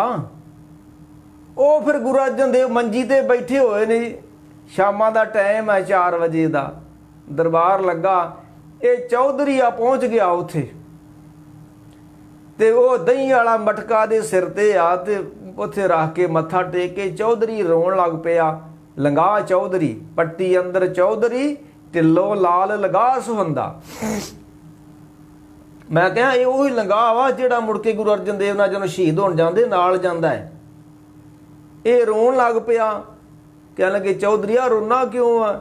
ਕਹਿਣ ਲੱਗੇ ਸੱਚੇ ਪਾਤਸ਼ਾਹ ਅੱਜ ਨੇਮ 'ਚ ਫਰਕ ਪੈ ਗਿਆ। ਸਿੱਖ ਨੂੰ ਰੋਣਾ ਚਾਹੀਦਾ ਜਦੋਂ ਇਹਦਾ ਅੰਮ੍ਰਿਤ ਵੇਲੇ ਦਾ ਨੇਮ ਖੁੰਝ ਜਾਵੇ। ਹਾਂ, ਜਿਨ੍ਹਾਂ ਦਾ ਪ੍ਰੇਮ, ਜਿਨ੍ਹਾਂ ਦਾ ਨੇਮ ਹੋਵੇ ਉਹਨਾਂ ਦਾ ਪ੍ਰੇਮ ਹੀ ਹੁੰਦਾ, ਤੇ ਜਦੋਂ ਨੇਮ ਨਾ ਰਿਹਾ ਤੇ ਪ੍ਰੇਮ ਨਾ ਰਿਹਾ ਤੇ ਪ੍ਰੇਮੀ ਫਿਰ ਵਿਛੋੜੇ 'ਚ ਰੋਂਦੇ ਹੀ ਹੁੰਦੇ ਨੇ। ਇਹ ਕਹਿਣ ਲੱਗਾ ਧੰਨ ਗੁਰੂ ਅਰਜਨ ਦੇਵ ਸੱਚੇ ਪਾਤਸ਼ਾਹ, ਮੱਥਾ ਟੇਕ ਕੇ ਰੋਣ ਲੱਗ ਪਿਆ। ਸੱਚੇ ਪਾਤਸ਼ਾਹ ਕਹਿੰਦੇ ਚੌਧਰੀਆ ਕੀ ਗੱਲ ਹੈ, ਰੋਣਾ ਕਿਉਂ ਹੈ? ਕਹਿਣ ਲੱਗੇ ਮਹਾਰਾਜ ਅੱਜ ਨੇਮ 'ਚ ਫਰਕ ਪੈ ਗਿਆ। ਗੁਰੂ ਅਰਜਨ ਦੇਵ ਨੇ ਉਹਨੂੰ ਛਾਤੀ ਨਾਲ ਲੈ ਕਹਿਣ ਲੱਗੇ ਨਹੀਂ ਚੌਧਰੀਆ ਅੱਜ ਤੇਰੀ ਪ੍ਰੀਖਿਆ ਸੀ, ਤੂੰ ਪਾਸ ਹੋ ਗਿਆ। ਅੱਜ ਤੇਰੀ ਪ੍ਰੀਖਿਆ ਸੀ ਲੰਗਾ ਚੌਧਰੀਆ, ਤੂੰ ਅੱਜ ਪ੍ਰੀਖਿਆ 'ਚ ਪਾਸ ਹੋ ਗਿਆ। ਕਹਿਣ ਲੱਗੇ ਜਾ ਹੁਣ ਤੈਨੂੰ ਚੌਧਰੀਆ ਹੁਣ ਨਹੀਂ ਨੇਮ ਕਰਨ ਦੀ ਕੋਈ ਲੋੜ। ਵਾਹ ਵਾਹ, ਸਾਲਾਂ ਬੱਧੀ ਜਦੋਂ ਕੋਈ ਨੇਮ ਨਿਭਾਵੇ ਤੇ ਫਿਰ ਪ੍ਰੇਮ ਪੈਦਾ ਹੋ ਜਾਂਦਾ। ਜਦੋਂ ਪ੍ਰੇਮ ਪੈਦਾ ਹੋ ਜੇ ਫਿਰ ਨੇਮ ਪਿੱਛੇ ਹਟ ਜਾਂਦੇ ਨੇ। ਕਹਿਣ ਲੱਗੇ ਹੁਣ ਨਹੀਂ ਚੌਧਰੀਆ ਤੈਨੂੰ ਕੋਈ ਲੋੜ, ਅਸੀਂ ਹੁਣ ਤੇਰੇ ਕੋ ਆਵਾਂਗੇ, ਕਿਸੇ ਜਦੋਂ ਲੋੜ ਪਈ ਹੁਣ ਅਸੀਂ ਤੇਰੇ ਘਰ ਆਵਾਂਗੇ। ਤੇ ਕਿਤੇ ਤੁਸੀਂ ਪੱਟੀ ਨੂੰ ਜਾਓ ਤੇ ਰਾਹ ਵਿੱਚ ਇੱਕ ਪਿੰਡ ਆਉਂਦਾ ਕੈਰੋਂ। ਉਹ ਕੈਰੋਂ ਪਿੰਡ ਦੇ ਬਾਹਰ ਆ ਗੁਰਦੁਆਰਾ ਅੰਬ ਸਾਹਿਬ ਆ, ਅੰਬ ਸਾਹਿਬ। ਹੋ ਸਕਦਾ ਗੁਰੂ ਅਰਜਨ ਦੇਵ ਸੱਚੇ ਪਾਤਸ਼ਾਹ ਉੱਥੇ ਪੱਟੀ ਗਏ ਹੁਣ ਤੇ ਉਹਨਾਂ ਦੀ ਯਾਦ ਵਿੱਚ ਉੱਥੇ ਅੰਬ ਥੱਲੇ ਬੈਠੇ ਸੀ। ਉਹ ਅੰਬ ਅੰਬ ਤਾਂ ਹੈ ਨਹੀਂ, ਹੁਣ ਗੁਰਦੁਆਰਾ ਉੱਥੇ ਸਰੋਵਰ ਹੈਗਾ, ਅੰਬ ਦੇ ਬਾਬੇ ਨੇ ਪੁੱਟ ਪੰਡ ਛੱਡਿਆ ਖਣੀ। ਮੈਂ ਉੱਥੇ ਰਿਹਾ 2-3 ਮਹੀਨੇ ਉਸ ਗੁਰਦੁਆਰੇ। ਉੱਥੇ ਬਾਰ-ਬਾਰ ਜਾ ਚ ਉਹਨਾਂ ਦੇ ਗੁਰਦੁਆਰਾ ਅੰਬ ਸਾਹਿਬ ਪੱਟੀ ਤੋਂ ਕੈਰੋਂ ਪਿੰਡ ਦੇ ਲਾਗੇ ਆਣ ਕੇ। ਇਹ ਫਿਰ ਆਉਣੋਂ ਹਟ ਗਿਆ ਚੌਧਰੀ। ਤਰਨਤਾਰਨ ਗੁਰੂ ਅਰਜਨ ਦੇਵ ਸੱਚੇ ਪਾਤਸ਼ਾਹ ਕਦੀ ਕਦੀ ਨੇ ਮੱਸਿਆ ਤੇ ਆ ਜਾਣਾ, ਸੰਗਰਾਂਦ ਤੇ ਆ ਜਾਣਾ। ਤੇ ਇੱਕ ਦਿਨ ਇਹ ਆਇਆ ਤੇ ਗੁਰੂ ਅਰਜਨ ਦੇਵ ਸੱਚੇ ਪਾਤਸ਼ਾਹ ਤਰਨਤਾਰਨ ਸਾਹਿਬ ਬੈਠੇ ਹੋਏ ਸਨ। ਤੇ ਮਹਾਰਾਜ ਦਾ ਇੱਕ ਪ੍ਰੇਮੀ ਸੀ ਜਲਾਲਦੀਨ, ਉਹ ਘੋੜਿਆਂ ਦਾ ਵਪਾਰ ਕਰਦਾ ਸੀ ਤੇ ਉੱਥੋਂ ਦੀ ਲੰਘਣ ਦਿਆ ਤੇ ਉਹ ਮੱਥਾ ਟੇਕਣ ਵਾਸਤੇ ਗੁਰੂ ਅਰਜਨ ਦੇਵ ਕੋ ਆ ਗਿਆ ਤੇ ਕਹਿਣ ਲੱਗਾ ਸੱਚੇ ਪਾਤਸ਼ਾਹ ਆ ਤੁਹਾਡੇ ਕੋਲ ਬੈਠਾ ਪੱਟੀ ਦਾ ਚੌਧਰੀ ਲੰਗਾ, ਹਜ਼ਾਰਾਂ ਕਿੱਲਿਆਂ ਦਾ ਮਾਲਕ ਆ, ਤੇ ਥੋੜੀ ਜਿਹੀ ਜ਼ਮੀਨ ਦਵਾ ਦਿਓ ਮੈਨੂੰ, ਮੈਂ ਇੱਥੇ ਆਉਂਦਾ ਜਾਂਦਾ ਘੋੜੇ ਬੰਨ੍ਹ ਕੇ ਤੁਹਾਡੇ ਦਰਸ਼ਨ ਕਰ ਲਿਆ ਕਰਾਂ। ਤੇ ਕਹਿਣ ਲੱਗੇ ਗੁਰੂ ਅਰਜਨ ਦੇਵ ਕਹਿਣ ਲੱਗੇ ਕਿਹੜੀ ਵੱਡੀ ਗੱਲ ਆ, ਉਦੋਂ ਕਿਹੜੀਆਂ ਜ਼ਮੀਨਾਂ ਬੀਜੀਆਂ ਜਾਂਦੀਆਂ ਸੀ, ਉੱਦਾਂ ਹੀ ਪਈਆਂ ਹੁੰਦੀਆਂ ਸੀ, ਪਾਣੀ ਹੁੰਦਾ ਨਹੀਂ ਸੀ, ਕੋਈ ਸਾਧਨ ਨਹੀਂ ਸੀ ਹੁੰਦੇ ਬੀਜਣ ਦੇ। ਗੁਰੂ ਅਰਜਨ ਦੇਵ ਕਹਿਣ ਲੱਗੇ ਚੌਧਰੀ ਆ ਇਹਨੂੰ ਜ਼ਮੀਨ ਦੇ ਦੇ ਥੋੜੀ ਬਹੁਤੀ ਘੋੜੇ ਬੰਨਣ ਵਾਸਤੇ। ਕਹਿਣ ਲੱਗਾ ਨਾ ਮਹਾਰਾਜ ਮੈਂ ਨਹੀਂ ਕਿਸੇ ਨੂੰ ਦੇਣੀ ਆਪਣੀ ਜੀਨ, ਹਮਰੀ ਭੂਮ ਕੌਣ ਘਾਲੇ ਪੈਰ, ਮੇਰੀ ਜ਼ਮੀਨ ਉੱਤੇ ਕਿਵੇਂ ਕੋਈ ਦੂਜਾ ਕਬਜ਼ਾ ਕਰ ਜੇ। ਉਹ ਕਹਿਣ ਲੱਗੇ ਉਹ ਜਾਓ ਚੌਧਰੀਆ, ਜਿਨ੍ਹਾਂ ਜ਼ਮੀਨਾਂ ਦਾ ਤੂੰ ਮਾਣ ਕਰਦਾ ਨਾ ਇਹਨਾਂ ਜ਼ਮੀਨਾਂ ਉੱਤੇ ਤੇਰੀ ਕਬਰ ਵੀ ਨਹੀਂ ਬਣਨੀ, ਭਾਵੇਂ ਤੂੰ ਹਜ਼ਾਰਾਂ ਕਿੱਲਿਆਂ ਦਾ ਮਾਲਕ ਹੈ, ਪਰ ਇਹਨਾਂ ਹਜ਼ਾਰਾਂ ਕਿੱਲਿਆਂ ਤੇ ਤੈਨੂੰ ਫੂਕਣ ਵਾਸਤੇ ਜਗ੍ਹਾ ਨਹੀਂ ਮਿਲਣੀ। ਜਿਨ੍ਹਾਂ ਨੇ ਗੁਰੂਆਂ ਨੂੰ ਪਿੱਠ ਦਿੱਤੀ ਆ ਨਾ, ਉਹ ਭਾਵੇਂ ਰਾਗੀ ਤੇ ਢਾਡੀ ਤੇ ਭਾਵੇਂ ਗੁਰੂ ਨੂੰ ਪਿੱਠ ਦੇ ਕੇ ਪੈਸਾ ਇਕੱਠਾ ਕਰਦੇ ਨੇ, ਜਗ੍ਹਾ ਉਹਨਾਂ ਨੂੰ ਫੂਕਣ ਵਾਸਤੇ ਨਹੀਂ ਮਿਲਣੀ। ਜਿਹੜੇ ਗੁਰੂ ਕੀ ਬਾਣੀ ਵੇਚਦੇ ਨੇ, ਗੁਰੂ ਨੂੰ ਪਿੱਠ ਦੇ ਕੇ ਕੇਵਲ ਪੈਸਾ ਹੀ ਇਕੱਠਾ ਕਰਦੇ ਨੇ, ਕੀਰਤਨ ਰਾਈ ਕਥਾ ਰਾਈ, ਜਗ੍ਹਾ ਉਹਨਾਂ ਨੂੰ ਨਹੀਂ ਮਿਲਣੀ, ਖੱਫਣ ਉਹਨਾਂ ਨੂੰ ਨਹੀਂ। ਸੱਚੇ ਪਾਤਸ਼ਾਹ ਕਹਿਣ ਲੱਗੇ ਜਿਸ ਬਚਨ ਦੁਆਰਾ ਮਹਾਰਾਜ ਨੇ ਉਸ ਲੰਗਾ ਨੂੰ ਵਰ ਦਿੱਤਾ ਸੀ, ਸਰਾਫ ਦੇਤਾ ਗੁਰੂ ਅਰਜਨ ਦੇਵ ਸੱਚੇ ਪਾਤਸ਼ਾਹ ਨੇ। ਇਹ ਫਿਰ ਕਹਿੰਦੇ ਜਦੋਂ ਇਹਦਾ ਅਖੀਰ ਸਮਾਂ ਆਇਆ ਇਸ ਲੰਗਾ ਦਾ, ਇਹ ਪਾਗਲ ਹੋ ਗਿਆ, ਸ਼ਦਾਈ ਹੋ ਗਿਆ, ਤੇ ਇੱਧਰ ਬਿਆਸਾ ਢਿਲਮ ਵਾਲੇ ਪਾਸੇ ਆਣ ਕੇ ਮਰਿਆ, ਤੇ ਇੱਥੇ ਉਹਨਾਂ ਨੇ ਫੂਕ ਛੱਡਿਆ। ਹਜ਼ਾਰਾਂ ਕਿੱਲਿਆਂ ਦਾ ਮਾਲਕ ਜੇ ਗੁਰੂ ਦੇ ਬਚਨਾਂ 'ਚ ਰਿਹਾ ਤੇ ਰਹਿਮਤਾਂ ਹੁੰਦੇ ਰਹੇ, ਜਦੋਂ ਗੁਰੂ ਦੇ ਬਚਨ ਨੂੰ ਨਹੀਂ ਮੰਨਿਆ ਫਿਰ ਉਹਨੂੰ ਜਗ੍ਹਾ ਵੀ ਨਹੀਂ ਮਿਲੀ ਫੂਕਣ ਵਾਸਤੇ। ਇੱਦਾਂ ਹੀ ਹੋਣਾ, ਵੇਖ ਲਿਆ ਤੁਸੀਂ, ਹੋਰ ਛੱਡੋ ਗੱਲ, ਤੁਸੀਂ ਵੇਖ ਹੀ ਲਿਆ। ਜਦੋਂ ਗੁਰੂ ਨੂੰ ਪਿੱਠ ਦੇ ਕੇ ਸਿੱਖ ਤੁਰਦਾ ਹੈ इदां ही होनी है, जगह भी नहीं मिलनी, कफन भी नहीं मिलना, लवारस करके फूक देना फिर सानू जदों असीं केवल पैसा ही इकट्ठा करना कीर्तन द्वारा, कथा द्वारा। नहीं भाई, ये मुलाजमां दा धर्म नहीं सी, ये सेवकां दा धर्म सी, ये उन्हां दा धर्म सी जिहड़े कोहड़ियां दा इलाज करदे सी, कोहड़ियां दे मूँह च बुरकियां पाउंदे सी, ये उन्हां दा धर्म सी। ये चौधरियां दा ते मुलाजमां दा धर्म नहीं सी। धन गुरु अर्जन देव सच्चे पातशाह ने। खैर हुण आपां गल नूं समाप्त चल कर, ਉਹ ਤਰਨ ਤਾਰਨ ਸਾਹਿਬ ਸੱਚੇ ਪਾਤਸ਼ਾਹ ਫਿਰ सेवा मुकम्मल हो जाती, ਅੰਮ੍ਰਿਤਸਰ आ जाते ने। समा ਉਹ ਜਦੋਂ ਫਿਰ ਉੱਥੇ सेवा ਚੱਲਣ ਦਈ ਸੀ, मैं कहानी कह के एक छोटी जी समाप्ति करा, समा हो गया, गल लंबी हो जाती बधो बधी, मुड़ के सुनता भी कोई नहीं गा। ਉਹ फिर ਉੱਥੇ गुरु अर्जन देव ने आवे लाए छोटिया छोटिया ਇੱਟਾਂ पत्थन वास्ते, ते लागे एक पिंड आ ਨੂਰਦੀਨ, ਉੱਥੋਂ ਦਾ एक चौधरी सी ਨੂਰਦੀਨ, ਉਹਨੇ ਉਹ ਇੱਟਾਂ ਚੁੱਕ ਕੇ ਲੈ ਗਿਆ ਗੁਰੂ ਅਰਜਨ ਦੇਵ ਦੀਆਂ ਭੱਠਿਆਂ 'ਚੋਂ ਤੇ ਆਪਣੇ ਘਰ ਬਣਾ ਲਏ, ਸਰਾਵਾਂ ਬਣਾ ਲੀਆਂ, ਕਿਉਂਕਿ ਉੱਥੇ ਲੱਖਾਂ ਇੱਟਾਂ ਚਾਹੀਦੀ, ਏਡਾ ਵੱਡਾ ਸਰੋਵਰ ਉਹਨੂੰ ਪੱਕਿਆਂ ਕਰਨਾ ਤੇ ਕੋਈ 1000 2000 ਲੱਖ ਇੱਟ ਥੋੜਾ, ਲੱਖਾਂ ਇੱਟਾਂ ਚਾਹੀਦੀਆਂ ਸੀ। ਉਹ ਸਾਰੀਆਂ ਇੱਟਾਂ ਚੁੱਕ ਕੇ ਚੌਧਰੀ ਲੈ ਗਿਆ ਨੂਰਦੀਨ। ਤੇ ਸਿੱਖਾਂ ਨੇ ਆਖਿਆ ਮਹਾਰਾਜ ਬੜੀ ਮਿਹਨਤ ਕੀਤੀ ਸੀ, ਸਿੱਖ ਸੰਗਤਾਂ ਨੇ ਦਿਨੇ ਰਾਤ ਮਿਹਨਤਾਂ ਕਰਕੇ ਇੱਟਾਂ ਪਕਾਈਆਂ ਸੀ, ਉਹ ਚੌਧਰੀ ਲੈ ਗਿਆ ਮਹਾਰਾਜ ਚੁੱਕ ਕੇ। ਤੇ ਮਹਾਰਾਜ ਕਹਿੰਦੇ ਕੋਈ ਗੱਲ ਨਹੀਂ ਭਾਈ, ਸਾਡੀਆਂ ਸਿੱਖਾਂ ਦੀਆਂ ਇੱਟਾਂ, ਸੰਗਤਾਂ ਦੀਆਂ ਇੱਟਾਂ, ਜਿੱਥੇ ਬਾਬਾ ਬੁੱਢਾ ਜੀ ਵਰਗਿਆਂ ਨੇ ਮਿਹਨਤਾਂ ਕੀਤੀਆਂ, ਹੁਣ ਭਾਈ ਗੁਰਦਾਸ ਵਰਗੇ ਲੱਗੇ, ਹੁਣ ਗੁਰੂ ਅਰਜਨ ਦੇਵ ਆਪ ਖੁਦ ਉੱਥੇ ਨਿਗਰਾਨੀ ਕਰਦੇ ਰਹੇ ਹੁਣ ਇੱਟਾਂ ਪਕਾਉਣ ਵਾਸਤੇ, ਉਹ ਇੱਟਾਂ ਕੋਈ ਚੁੱਕ ਕੇ ਲੈ ਜੇ, ਇਹ ਕਿਵੇਂ ਹੋ ਸਕਦਾ। ਗੁਰੂ ਅਰਜਨ ਸਾਹਿਬ ਸੱਚੇ ਪਾਤਸ਼ਾਹ ਕਹਿਣਗੇ ਸੰਗਤ ਦੀਆਂ ਇੱਟਾਂ ਇੱਥੇ ਆਣ ਕੇ ਲੱਗਣਗੀਆਂ, ਤੁਸੀਂ ਘਾਬਰੋ ਨਾ, ਕੋਈ ਸਮਾਂ ਆਊਗਾ ਇੱਟਾਂ ਆਪਣੇ ਆਪ ਇੱਥੇ ਆਉਣਗੀਆਂ, ਅਸੀਂ ਕਿਸੇ ਨਾਲ ਲੜਨਾ ਝਗੜਨਾ ਨਹੀਂ ਗਾ, ਸਮਾਂ ਆਊਗਾ ਇਹ ਸਾਡੀਆਂ ਸੰਗਤਾਂ ਦੀਆਂ ਇੱਟਾਂ ਇੱਥੇ ਆ ਜਾਣਗੀਆਂ। ਫੇ ਉਹ ਮੁੜ ਕੇ ਫਿਰ ਸਿੱਖ ਮਿਸਲਾਂ ਵੇਲੇ ਜੱਸਾ ਸਿੰਘ ਰਾਮ ਗੜੀਏ ਨੇ ਉਹ ਸਰਾਂ ਢਾਹ ਦਿੱਤੀ, ਉਹ ਮਕਾਨ ਢਾਹ ਦਿੱਤੇ ਜਿਹੜੇ ਗੁਰੂ ਅਰਜਨ ਦੇਵ ਦੇ ਇੱਟਾਂ ਨਾਲ ਬਣੇ ਸੀ, ਉਹ ਚੁੱਕ ਕੇ ਇੱਟਾਂ ਫਿਰ ਇੱਥੇ ਪ੍ਰਕਰਮਾਂ 'ਚ ਲਿਆਂਦੀਆਂ, ਪ੍ਰਕਰਮਾਂ ਪੱਕੀਆਂ ਕਰਾਈਆਂ। ਉਸ ਤੋਂ ਬਾਅਦ ਫਿਰ ਸਮਾਂ ਆਇਆ, ਮਹਾਰਾਜਾ ਰਣਜੀਤ ਸਿੰਘ ਦੇ ਪੁੱਤਰ ਨੌ ਨਿਹਾਲ ਸਿੰਘ ਨੇ ਉਹ ਦਰਬਾਰ ਸਾਹਿਬ ਦੇ ਸਾਹਮਣੇ ਇੱਕ ਦਰਸ਼ਨੀ ਡੋਢੀ ਜਿਹੜੀ ਆ ਉਹ ਬਣਾਈ, ਤੇ ਰਹਿੰਦੀਆਂ ਪ੍ਰਕਰਮਾਂ ਦੀਆਂ ਜਿਹੜੀਆਂ ਇੱਟਾਂ ਸੀ ਉਹ ਲਵਾਈਆਂ।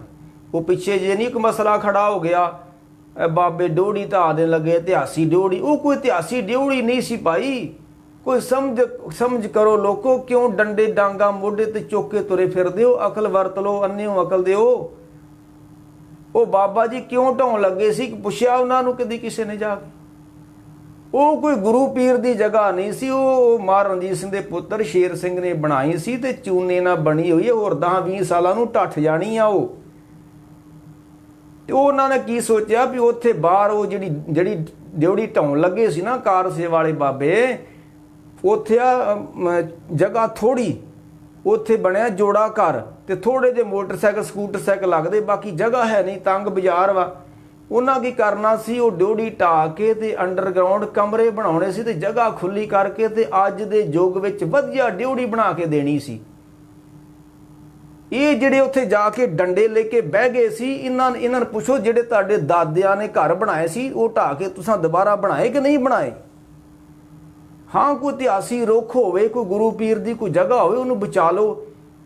ਉਹ ਇਤਿਹਾਸੀ ਜਗ੍ਹਾ ਹੀ ਨਹੀਂ ਸੀ ਦਰਸ਼ਨੀ ਡੋਢੀ, ਉਹ ਤੇ ਮਹਾਰਾਜਾ ਰਣਜੀਤ ਸਿੰਘ ਦੇ ਰਾਜ ਤੋਂ ਬਾਅਦ ਉਹ ਨੌ ਨਿਹਾਲ ਸਿੰਘ ਨੇ ਬਣਾਈ, ਤੇ ਉਹ ਢੱਠਣ ਵਾਲੀ ਜਗ੍ਹਾ ਸੀ ਹੁਣ, ਤੇ ਢੱਠ ਜਾਣੀ, ਤੇ ਹੁਣ ਲੋੜ ਸੀ ਉਸ ਜਗ੍ਹਾ ਨੂੰ ਢਾਹ ਕੇ ਉੱਥੇ ਅੰਡਰਗਰਾਊਂਡ ਥੱਲੇ ਕਮਰੇ ਬਣਨੇ ਸੀ, ਇਹ ਸਕੂਟਰ ਮੋਟਰਸਾਈਕਲ ਲੱਗਣ ਵਾਸਤੇ, ਸੰਗਤਾਂ ਦੇ ਕੋਈ ਸਾਜੋ ਸਮਾਨ ਰੱਖਣ ਵਾਸਤੇ, ਬੜਾ ਕੁਛ ਉੱਥੇ ਬਣਨਾ ਸੀ। ਤੇ ਅੱਜ ਦੇ ਯੁੱਗ ਨਾਲ ਉੱਥੇ ਆਲੀਸ਼ਾਨ ਦਰਸ਼ਨੀ ਡੋਢੀ ਬਣਨੀ ਸੀ, ਸਰੀਏ ਪਾ ਕੇ, ਲੈਂਟਰ ਲਾ ਕੇ, ਉਹ ਚੂਨੇ ਦੀ ਬਣੀ ਆ, ਹੋਰ 10-20 ਸਾਲਾਂ ਨੂੰ ਢੱਠ ਹੀ ਜਾਣੀ ਆ। ਉਹ ਕੋਈ ਅਕਲ ਨਹੀਂ ਵਰਤਦਾ, ਸਿਰਫ ਆਪਣਾ ਨਾਂ ਚਮਕਾਉਂਦਾ ਚਾਹੁੰਦਾ। 3 ਬੰਦੇ ਇਕੱਠੇ ਉਹ ਹੁੰਦੇ ਨੇ, ਸਾਂਝਾ ਦਾਲਵਾ ਜੀ, ਅਸੀਂ ਤਾਲਮੇਲ ਦਾਲਵਾ ਸਾਡਾ ਜੀ, ਅਸੀਂ ਉਹ ਕਰਨਾ, ਕੁਛ ਨਹੀਂ ਹੋਇਆ। ਤੁਸਾਂ ਕੀ ਕਰਨਾ? ਅਜੇ ਤਾਂ ਕੁਛ ਨਹੀਂ ਹੋਇਆ, ਨਾ ਦਲਾਂ ਕੋ ਤੇ ਨਾ ਇਹ ਦਲ ਕੁਛ ਕਰ ਸਕਦੇ ਆ। ਜਿੰਨਾ ਚਿਰ ਤੁਸੀਂ ਦਲ ਨਹੀਂ ਛੱਡਦੇ, ਇੱਕ ਨਹੀਂ ਹੁੰਦੇ। ਇਹ ਵਡਾਲੇ ਨੇ ਵੀ ਦਲ ਬਣਾ ਲਿਆ ਆਪਣਾ, ਇਹਦੇ ਕੋਲ ਕੁਛ ਨਹੀਂ ਹੋਣਾ। ਇਹ ਇੱਦਾਂ ਦੇ ਕਈ ਬਣ ਗਏ ਨੇ, ਕਈ ਮਾਨ ਨੇ ਬਣਾ ਲਿਆ ਸੀ। 40 ਸਾਲ ਹੋ ਗਏ ਸਿਮਰਨਜੀਤ ਸਿੰਘ ਮਾਨ ਨੂੰ ਦਲ ਬਣਾਏ ਨੂੰ, ਕੀ ਕੀਤਾ ਉਹਨੇ? ਕੱਖ ਵੀ ਨਹੀਂ ਹੋਇਆ, ਤੇ ਗਾਂ ਕੀ ਹੋਣਾ? ਇਹ ਦਲ ਬਣਾਉਣ ਦੀ ਲੋੜ ਨਹੀਂ ਭਾਈ। ਇਹ ਸਾਰੇ ਇੱਕ ਕੇਸਰੀ ਨਿਸ਼ਾਨ ਸਾਹਿਬ ਥੱਲੇ ਝੰਡੇ ਹੋ ਕੇ ਇਹਨਾਂ ਮਸਲਿਆਂ ਨੂੰ ਹੱਲ ਕਰੋ। ਧੰਨ ਗੁਰੂ ਅਰਜਨ ਦੇਵ ਸੱਚੇ ਪਾਤਸ਼ਾਹ ਰਹਿਮਤਾਂ ਬਖਸ਼ਾਂ ਕਰਨ। ਇਹ ਜਣਾ ਖੜਾ ਉੱਠ ਕੇ ਡੰਡਾ ਮੋਢੇ ਤੇ ਚੋਕੇ ਤੇ ਵਿਰੋਧਤਾ ਨੂੰ ਤੁਰਨ ਪੈਂਦਾ। ਇੱਦਾਂ ਨਾ ਕਰੋ ਭਾਈ, ਇਹਦਾ ਪੰਥ ਦਾ ਨੁਕਸਾਨ ਹੋ ਰਿਹਾ। ਕੁਛ ਨਹੀਂ ਸੀ ਹੋਣਾ ਜੇ ਉਹ ਦਰਸ਼ਨ ਡੋਲੀ ਢਾਹ ਕੇ ਬਾਬਾ ਜੀ ਥੱਲੇ ਅੰਡਰਗਰਾਉਂਡ ਕਮਰੇ ਬਣਾ ਦਿੰਦੇ ਸੰਗਤਾਂ ਵਾਸਤੇ, ਤੇ ਉਹ ਬਾਬਾ ਜੀ ਆਪਣੇ ਵਾਸਤੇ ਢਾਉਣ ਲੱਗੇ ਸੀ, ਸਾਡੇ ਵਾਸਤੇ ਢਾਉਣ ਲੱਗੇ ਸੀ। ਸਾਨੂੰ ਬਣਾ ਕੇ ਉਹਨਾਂ ਦੇ ਦੇਣਾ ਸੀ। ਐਡਾ ਵੱਡਾ ਹਸਪਤਾਲ ਉੱਥੇ ਬਾਬਾ ਜਗਤਾਰ ਸਿੰਘ ਨੇ ਬਣਾਇਆ, ਤਰਨਤਾਰਨ ਹੈ, ਉਹ ਕੋਈ ਜ਼ਿਲ੍ਹੇ 'ਚ ਹੀ ਨਹੀਂ ਹੈਗਾ ਉਹਦੇ ਨਾਲ ਦਾ, ਉਹਦਾ ਕਿਸੇ ਨੂੰ ਪਤਾ ਹੀ ਨਹੀਂ। ਇਹ ਕੌਣ ਲੋਕ ਇੱਦਾਂ ਦੇ ਸਾਡੀ ਕੌਮ 'ਚ ਪੈਦਾ ਹੋ ਗਏ? ਕੋਈ ਸਮਝਦਾਰ ਨਹੀਂ। ਇਹ ਮੰਡੀਰਵਾਦ ਇਕੱਠੀ ਹੋ ਕੇ ਡਾਂਗਾ ਚੁੱਕ ਕੇ ਤੁਰ ਪੈਂਦੀ। ਕੋਈ ਅਕਲ ਨਹੀਂ ਇਹਨਾਂ ਨੂੰ ਹੈਗੀ ਨਾ ਭਾਈ। ਧੰਨ ਗੁਰੂ ਅਰਜਨ ਦੇਵ ਸੱਚੇ ਪਾਤਸ਼ਾਹ ਮਹਾਰਾਜ ਤਰਨਤਾਰਨ ਸਾਹਿਬ ਮਹਾਰਾਜ ਨੇ ਵਸਾਇਆ ਤੇ ਨਾਂ ਰੱਖਿਆ ਦੁੱਖ ਨਿਵਾਰਨ, ਤੇ ਵਰ ਦਿੱਤਾ ਏਡਾ ਵੱਡਾ ਸਰੋਵਰ ਬਣਾ ਕੇ ਫਿਰ ਵਰ ਦਿੱਤਾ ਵੀ ਜਿਹੜੇ ਕੋਹੜੀ ਲੋਕ ਨੇ, ਜਿਨ੍ਹਾਂ ਨੂੰ ਅਸਾਧ ਰੋਗ ਲੱਗ ਗਿਆ ਹੋਊਗਾ, ਉਹ ਵੀ ਇੱਥੇ ਆਣ ਕੇ ਠੀਕ ਹੋਣਗੇ। ਪਰ ਅੱਜ ਵੀ ਜਿਹੜੇ ਸ਼ਰਧਾ ਭਾਵਨਾ ਨਾਲ ਭਾਈ ਉੱਥੇ ਜਾ ਕੇ ਇਸ਼ਨਾਨ ਕਰਦੇ ਨੇ। ਪਿੱਛੇ ਜੇ ਮੈਂ ਅੱਜ ਤੋਂ 10-15 ਸਾਲ ਕੋਈ ਆਪਣਾ ਸੱਜਣ ਸੀ, ਉਹ ਡਾਕਟਰ ਸੀ ਤੇ ਘਰ ਵਾਲੀ ਉਹਦੀ ਨਰਸ ਸੀ। ਉਹਨਾਂ ਦਾ ਇੱਕ ਮੁੰਡਾ ਸੀ, ਉਹਨੂੰ ਕੋਈ ਇੱਦਾਂ ਨਾ ਫੋੜੇ ਫਿਣਸੀਆਂ ਬੜੇ ਹੋ ਗਏ ਸਰੀਰ ਤੇ। ਹੁਣ ਡਾਕਟਰ ਆਪ ਇਲਾਜ ਬੜਾ ਕਰਾਇਆ, ਠੀਕ ਨਹੀਂ ਹੋਇਆ। ਉਹ ਮੁੜ ਕੇ ਉਹ ਚਲੋ ਪ੍ਰੇਮੀ ਸੀ, ਅੰਮ੍ਰਿਤਧਾਰੀ ਸਿੰਘ ਸੀ। ਉਹਨੇ ਸੋਚਿਆ ਵੀ ਉੱਥੇ 5 ਐਤਵਾਰ ਤਰਨਤਾਰਨ ਸੁੱਖ ਲੈ ਵੀ ਮੈਂ ਐਤਵਾਰ ਜਾ ਕੇ ਬੱਚੇ ਨੂੰ ਉੱਥੇ ਇਸ਼ਨਾਨ ਕਰਾਇਆ ਕਰਨਾ। ਇਹ ਮੇਰੇ ਸਾਹਮਣੇ ਗੱਲ ਹੋਈ ਆ। ਉਹ ਬੱਚੇ ਨੂੰ ਖੜਨਾ ਐਤਵਾਰ ਤਰਨਤਾਰਨ ਉੱਥੇ ਸਰੋਵਰ 'ਚ ਇਸ਼ਨਾਨ ਕਰਾਉਣਾ। ਇੱਕ ਡਾਕਟਰ ਦਾ ਬੱਚਾ, ਚਮੜੀ ਦਾ ਰੋਗ ਹੋ ਗਿਆ, ਠੀਕ ਨਾ ਹੋਇਆ, ਉੱਥੇ ਸਰੋਵਰ ਦੇ ਵਿੱਚ 5 ਐਤਵਾਰ ਇਸ਼ਨਾਨ ਕਰਾਏ ਉਸ ਬੱਚੇ ਨੂੰ, ਤੇ ਬੱਚਾ ਠੀਕ ਹੋ ਗਿਆ। ਇਹ ਗੱਲ ਹੈ ਸ਼ਰਧਾ ਭਾਵਨਾ ਵਾਲਿਆਂ ਦੀ। ਜਿੱਥੇ ਗੁਰੂਆਂ ਦੇ ਸਥਾਨ ਨੇ, ਸਰੋਵਰ ਨੇ, ਉੱਥੇ ਉਹ ਮਰਨੇ ਵਰ ਵੀ ਦਿੱਤੇ ਹੋਏ ਨੇ, ਬਖਸ਼ਾਂ ਵੀ। ਠੀਕ ਆ, ਲੋਕੀ ਅੱਜ ਕੱਲ੍ਹ ਨਾਸਤਿਕਤਾ ਦੇ ਵੱਲ ਤੁਰ ਗਏ ਨੇ, ਇਹਨਾਂ ਗੱਲਾਂ ਨੂੰ ਨਹੀਂ ਮੰਨਦੇ। ਢੱਠੇ ਖੂਹ 'ਚ ਜਾਓ, ਗੁਰੂ ਦੀਆਂ ਬਖਸ਼ਾਂ ਨੇ, ਤੇ ਜਿਹੜੇ ਭਾਵਨਾ ਸ਼ਰਧਾ ਰੱਖਦੇ ਨੇ ਉਹਨਾਂ ਤੇ ਬਖਸ਼ਾਂ ਹੁੰਦੀਆਂ ਨੇ ਤੇ ਹੁੰਦੀਆਂ ਰਹਿਣੀਆਂ ਨੇ। ਕੁੱਤਿਆਂ ਦੀਆਂ ਭੌਂਕਿਆਂ ਹਾਥੀ ਨਹੀਂ ਰੁਕਦੇ ਹੁੰਦੇ। ਇਹ ਕੁੱਤੇ ਜਿੰਨਾ ਮਰਜ਼ੀ ਬਕਵਾਸ ਕਰ ਲੈਣ, ਗੁਰੂ ਕੀਆਂ ਮਰਜ਼ਾਦਾਂ, ਗੁਰੂ ਕੀਆਂ ਬਖਸ਼ਾਂ, ਗੁਰੂ ਕੇ ਵਰ ਧਰਤੀ ਤੇ ਹੈ ਨੇ ਤੇ ਰਹਿਣਗੇ, ਤੇ ਭਾਵਨਾ ਵਾਲਿਆਂ ਨੂੰ ਪ੍ਰਾਪਤ ਹੋਣਗੇ। ਧੰਨ ਗੁਰੂ ਅਰਜਨ ਦੇਵ ਸੱਚੇ ਪਾਤਸ਼ਾਹ ਰਹਿਮਤਾਂ ਬਖਸ਼ਾਂ ਕਰਨ। ਅਸੀਂ ਉਹਨਾਂ ਦੀ ਬਾਣੀ ਤੇ ਉਪਦੇਸ਼ ਨੂੰ ਮੰਨੀਏ ਭਾਈ। ਇਹ ਤਾਂ ਹੀ ਸਾਡੇ ਸ਼ਹੀਦੀ ਗੁਰਪੁਰਬ ਮਨਾਏ ਸਫਲੇ ਨੇ। ਮੈਂ ਉਸ ਦਿਨ ਵੀ ਕਿਹਾ, ਸ਼ਬੀਲ ਦਾ ਮਤਲਬ ਹੁੰਦਾ ਹੈ ਜਿੱਥੋਂ ਪਾਣੀ ਪੀਣ ਨੂੰ ਮਿਲੇ ਨਾ, ਉਸ ਜਗ੍ਹਾ ਦਾ ਨਾਂ ਸ਼ਬੀਲ ਹੈ। ਇਹਦਾ ਸ਼ਬੀਲ ਦਾ ਅਰਥ ਹੈ ਪਾਣੀ ਵਾਲੀ ਜਗ੍ਹਾ, ਜਿੱਥੋਂ ਪਾਣੀ ਪੀਣ ਨੂੰ ਮਿਲੇ। ਤੇ ਧੰਨ ਗੁਰੂ ਅਰਜਨ ਦੇਵ ਸੱਚੇ ਪਾਤਸ਼ਾਹ ਨੇ ਆਖਿਆ, ਜੇ ਸਾਨੂੰ ਤੱਤੀ ਤਵੀ ਤੇ ਕੋਈ ਸੜ ਰਿਹਾ ਤੇ ਤੁਸਾਂ ਵੀ ਨਹੀਂ ਸੜਨਾ ਤੇ ਅਸੀਂ ਵੀ ਨਹੀਂ ਸੜਨਾ। ਤੁਸਾਂ ਲੋਕਾਂ ਨੂੰ ਠੰਡਾ ਮਿੱਠਾ ਪਾਣੀ ਪਿਆਉਣਾ, ਠੰਡਾ ਤੇ ਮਿੱਠਾ ਪਾਣੀ। ਇਹ ਜ਼ਾਲਮ ਦੇ ਮੂੰਹ ਤੇ ਚਪੇੜ ਹੈ। ਤੂੰ ਸਾੜ ਕੇ ਵੇਖ ਲਾ, ਸਾਨੂੰ ਤਪਾ ਕੇ ਵੇਖ ਲਾ, ਅਸੀਂ ਨਹੀਂ ਸੜਾਂਗੇ, ਅਸੀਂ ਨਹੀਂ ਤਪਾਂਗੇ। ਅਸੀਂ ਅੱਜ ਦੇ ਦਿਨ ਤੂੰ ਸਾਨੂੰ ਸਾੜ ਰਿਹਾ, ਅਸੀਂ ਤੇ ਲੋਕਾਂ ਨੂੰ ਠੰਡਾ ਪਾਣੀ ਪਿਆ ਰਹੇ ਹਾਂ, ਮਿੱਠਾ, ਅਸੀਂ ਤੇ ਮਿੱਠਾ ਵਰਤਾ ਰਹੇ ਹਾਂ। ਇਹ ਹੁੰਦੀ ਹੈ ਉਹਨਾਂ ਗੁਰੂ ਪੀਰਾਂ ਦੀ ਪਰਮ ਅਤੀਤ ਪਰਮੇਸ਼ਰ ਕੇ ਰੰਗ ਰੰਗੇ ਉਬਾਸਨਾ ਤੇ ਬਾਹਰ ਪੈ ਦੇਖੀਏ ਧਾਮ ਸਿਓ ਅਪਰ ਪਰਮਪਨ ਪੁਰਖ ਸਿਓ ਪ੍ਰੇਮ ਲਾਗਿਓ ਬਿਨ ਭਗਵੰਤ ਰਸ ਔਰੇ ਨਹੀਂ ਕਾਮ ਸਿਓ। ਉਹ ਧੰਨ ਗੁਰੂ ਅਰਜਨ ਦੇ ਪਰਮ ਅਤੀਤ, ਜਿੱਥੇ ਉਹਨਾਂ ਨੂੰ ਪਰਿਵਾਰ ਦਾ ਮੋਹ ਨਹੀਂ ਸੀ, ਸਾਰੀ ਜ਼ਿੰਦਗੀ ਸੇਵਾ ਸਿਮਰਨ 'ਚ ਲੱਗੇ ਰਹੇ, ਉੱਥੇ ਉਹਨਾਂ ਨੇ ਅਖੀਰ ਤੇ ਇਹ ਵੀ ਸਿੱਧ ਕਰ ਦਿੱਤਾ ਉਹਨਾਂ ਦੀ ਸ਼ਹੀਦੀ ਨੇ, ਜੇ ਪਰਿਵਾਰ ਦਾ ਮੋਹ ਨਹੀਂ ਹੈ ਤੇ ਮੋਹ ਸਰੀਰ ਦਾ ਵੀ ਨਹੀਂ ਹੈ। ਸਾਈਂ ਨੇ ਆਖਿਆ, ਮੀਆਂ ਮੀਰ ਨੇ, ਇਹ ਕੀ ਹੋ ਰਿਹਾ? ਕਹਿਣ ਲੱਗੇ, ਕੁਛ ਨਹੀਂ ਹੋ ਰਿਹਾ। ਇਹ ਤੇਰਾ ਕੀ ਆ? ਮੀਠਾ ਲਾਗੇ ਅਲਾਹ ਨੋ ਮੈਂ ਕਾਹੂ ਨਾ ਦਿਓ, ਮਨ ਮੀਠ ਤੁਮਾਰੋ ਕੀਓ। ਇਹ ਅਸੀਂ ਦੁਨੀਆ ਤੇ ਸਿੱਧ ਕਰਨਾ ਵਾ ਵੀ ਜੇ ਅੰਦਰ ਹਰੀ ਦਾ ਨਾਮ ਹੋਵੇ, ਅੰਦਰ ਵਰਤੇ ਠਾਂਡ ਪ੍ਰਭ ਚਿਤ ਆਇਆ। ਜ਼ਾਲਮ ਜਿੰਨਾ ਮਰਜ਼ੀ ਜ਼ੁਲਮ ਕਰ ਲੇ, ਅਸੀਂ ਇਹ ਸਿੱਧ ਕਰਨਾ ਹੈ ਰੱਬ ਦਾ ਬਖਸ਼ਿਆ ਸਬਰ ਸਾਡੇ ਕੋਲ ਆ। ਅਸੀਂ ਜ਼ਬਰ ਦਾ ਸਬਰ ਨਾਲ ਟਾਕਰਾ ਕਰ ਰਹੇ ਹਾਂ। ਜ਼ਾਲਮ ਨੇ ਅੱਤ ਕਰਨੀ ਹੈ ਜ਼ੁਲਮ ਦੀ, ਜ਼ਾਲਮ ਨੇ, ਤੇ ਅਸੀਂ ਵੀ ਅੱਤ ਕਰਾਉਣੀ ਹੈ ਸਬਰ ਦੀ। ਪਰ ਖਿਆਲ ਕਰਿਓ, ਜੇ ਜ਼ਾਲਮ ਅੱਤ ਕਰ ਦੇਗਾ ਜ਼ੁਲਮ ਦੀ ਤੇ ਸਾਬਰ ਅੱਤ ਕਰ ਦੇਗਾ ਸਬਰ ਦੀ, ਤੇ ਕੂੜ ਨਖੁੱਟੇ ਨਾਨਕਾ ਓੜਕ ਸੱਚ ਰਹੀ। ਜ਼ਬਰ ਹਾਰੇਗਾ, ਸਬਰ ਜਿੱਤੇਗਾ। ਜਹਾਂਗੀਰ ਨਹੀਂ ਜਿੱਤਿਆ, ਧੰਨ ਗੁਰੂ ਅਰਜਨ ਦੇਵ ਜਿੱਤ ਕੇ। ਉਹ ਤੱਤੀ ਤਵੀ ਤੇ ਸਾੜ ਕੇ ਨਹੀਂ ਜਿੱਤਿਆ ਗੁਰੂ ਅਰਜਨ ਦੇਵ। ਤੱਤੀ ਤਵੀ ਤੇ ਬਿਠਾ ਕੇ ਬਲਦੀ ਉਦੇਗ ਵਿੱਚ ਵੀ ਬਾਲ ਕੇ ਉਹ ਨਹੀਂ ਜਿੱਤ ਸਕਿਆ। ਜ਼ਬਰ ਨਹੀਂ ਜਿੱਤ ਸਕਿਆ, ਸਬਰ ਜਿੱਤ ਗਿਆ। ਇਹ ਜ਼ਬਰ ਤੇ ਸਬਰ ਦਾ ਟਾਕਰਾ ਸਦਾ ਧਰਤੀ ਤੇ ਹੁੰਦਾ ਰਿਹਾ। 13 ਪੌ ਨੂੰ ਸੂਬਾ ਸਰਹੰਦ ਨਹੀਂ ਜਿੱਤਿਆ, ਜ਼ੋਰਾਵਰ ਸਿੰਘ ਤੇ ਬਾਬਾ ਫਤਿਹ ਸਿੰਘ ਜਿੱਤਿਆ। ਹਮੇਸ਼ਾ ਗੁਰਮੁਖ ਮਨ ਮੁਖਾਰ ਗੁਰਮੁਖ ਸਦ ਜੀਤ, ਸਦਾ ਜਿੱਤ ਕੂੜ ਨਖੁੱਟੇ ਨਾਨਕਾ ਕੋੜਕ ਸੱਚ ਰਹੀ। ਧੰਨ ਗੁਰੂ ਅਰਜਨ ਦੇਵ ਸੱਚੇ ਪਾਤਸ਼ਾਹ, ਕਿਰਪਾ ਕਰੋ, ਸਾਨੂੰ ਕੋ ਨੇਮ ਪ੍ਰੇਮ ਸਿੱਖੀ ਅੰਮ੍ਰਿਤ ਦੇ ਜਾਗਣ ਦੀ ਦਾਤ ਬਖਸ਼ੋ, ਤੇ ਪੰਥ ਦੇ ਵਿੱਚ ਚੜ੍ਹਦੀ ਕਲਾ ਹੋਵੇ ਭਾਈ। ਵੈਰ ਵਿਰੋਧ ਨੂੰ ਮਿਟਾ ਕੇ ਇਹ ਦਲ ਦੇ ਪੰਥ ਖਤਮ ਕਰਕੇ ਗੁਰਸਿੱਖਾਂ ਇੱਕੋ ਪਿਆਰ, ਗੁਰਮਿੱਤਾਂ ਪੁੱਤਾਂ ਪਾਈਆਂ। ਇਹ ਡਾਂਗਾਂ ਛੱਡ ਦਿਓ। ਜਿੰਨਾ ਚਿਰ ਡਾਂਗ ਮੋਢੇ ਤੇ ਰੱਖੋਗੇ ਕੌਮ ਦਾ ਭਲਾ ਨਹੀਂ ਜੇ ਹੋਣਾ। ਜੇ ਭਲਾ ਲੋੜੇ ਪਲ ਆਪਣਾ, ਗੁਰ ਅੱਗੇ ਟਹਿਡੇ। ਪ੍ਰੇਮ ਨਾਲ ਤੇ ਤੁਸੀਂ ਸਾਰਿਆਂ ਨੂੰ ਜਿੱਤ ਲੋਗੇ, ਪ੍ਰੇਮ ਨਾਲ ਤੇ ਸਾਰਿਆਂ ਨੂੰ ਤੁਸੀਂ ਵਸ ਕਰ ਲੋਗੇ। ਆਖੋਗੇ ਅਸੀਂ ਡਾਂਗ ਦਿਖਾਵਾਂਗੇ, ਜੇ ਤੁਸੀਂ ਆਪਾਂ ਇੱਕ ਡਾਂਗ ਦਿਖਾਵਾਂਗੇ ਅਗਲੇ 3 ਡਾਂਗਾਂ ਦਿਖਾ ਦੇਣਗੇ। ਸਮਾਂ ਨਹੀਂ ਰਿਹਾ ਭਾਈ ਹੁਣ ਜੰਗਾਂ ਯੁੱਧਾਂ ਦਾ, ਹੁਣ ਤੇ ਪ੍ਰੇਮ ਕੀਓ। ਸੁਣੋ ਲੋਗਾ, ਗੁਰੂ ਅਰਜਨ ਦੇਵ ਕਹਿੰਦੇ ਸੁਣੋ ਲੋਗਾ ਮੈਂ ਪ੍ਰੇਮ ਰਸ ਪਾਇਆ। ਪ੍ਰੇਮ ਵਾਲੇ ਫਿਰ ਡੰਡਿਆਂ ਨਾਲ ਨਹੀਂ ਕੰਮ ਕਰਦੇ ਭਾਈ। ਡੰਡਾ ਫੜਨਾ ਕੋਈ ਸਿਆਣਪ ਨਹੀਂ ਹੈ, ਪ੍ਰੇਮ ਹੀ ਸਿਆਣਪ ਹੈ। ਧੰਨ ਗੁਰੂ ਅਰਜਨ ਦੇਵ ਨੇ ਪ੍ਰੇਮ ਦਾ ਵਰਤਾਰਾ ਕੀਤਾ, ਜ਼ਾਲਮਾਂ ਨੂੰ ਵੀ ਕੁਛ ਨਹੀਂ ਕਿਹਾ। ਤੋ ਰਹਿਮਤ ਕਰਨ ਸੱਚੇ ਪਾਤਸ਼ਾਹ ਧੰਨ ਗੁਰੂ ਅਰਜਨ ਦੇਵ। ਇੱਥੇ ਹੁਣ ਵਿਚਾਰਾਂ ਦੀ ਸਮਾਪਤੀ ਹੈ ਭਾਈ। ਸੱਚੇ ਪਾਤਸ਼ਾਹ ਕਿਰਪਾ ਕਰਨ, ਭੁੱਲ ਚੁੱਕ ਦੀ क्षमा ਜੀ। ਵਾਹਿਗੁਰੂ ਜੀ ਕਾ ਖਾਲਸਾ, ਵਾਹਿਗੁਰੂ ਜੀ ਕੀ ਫਤਿਹ।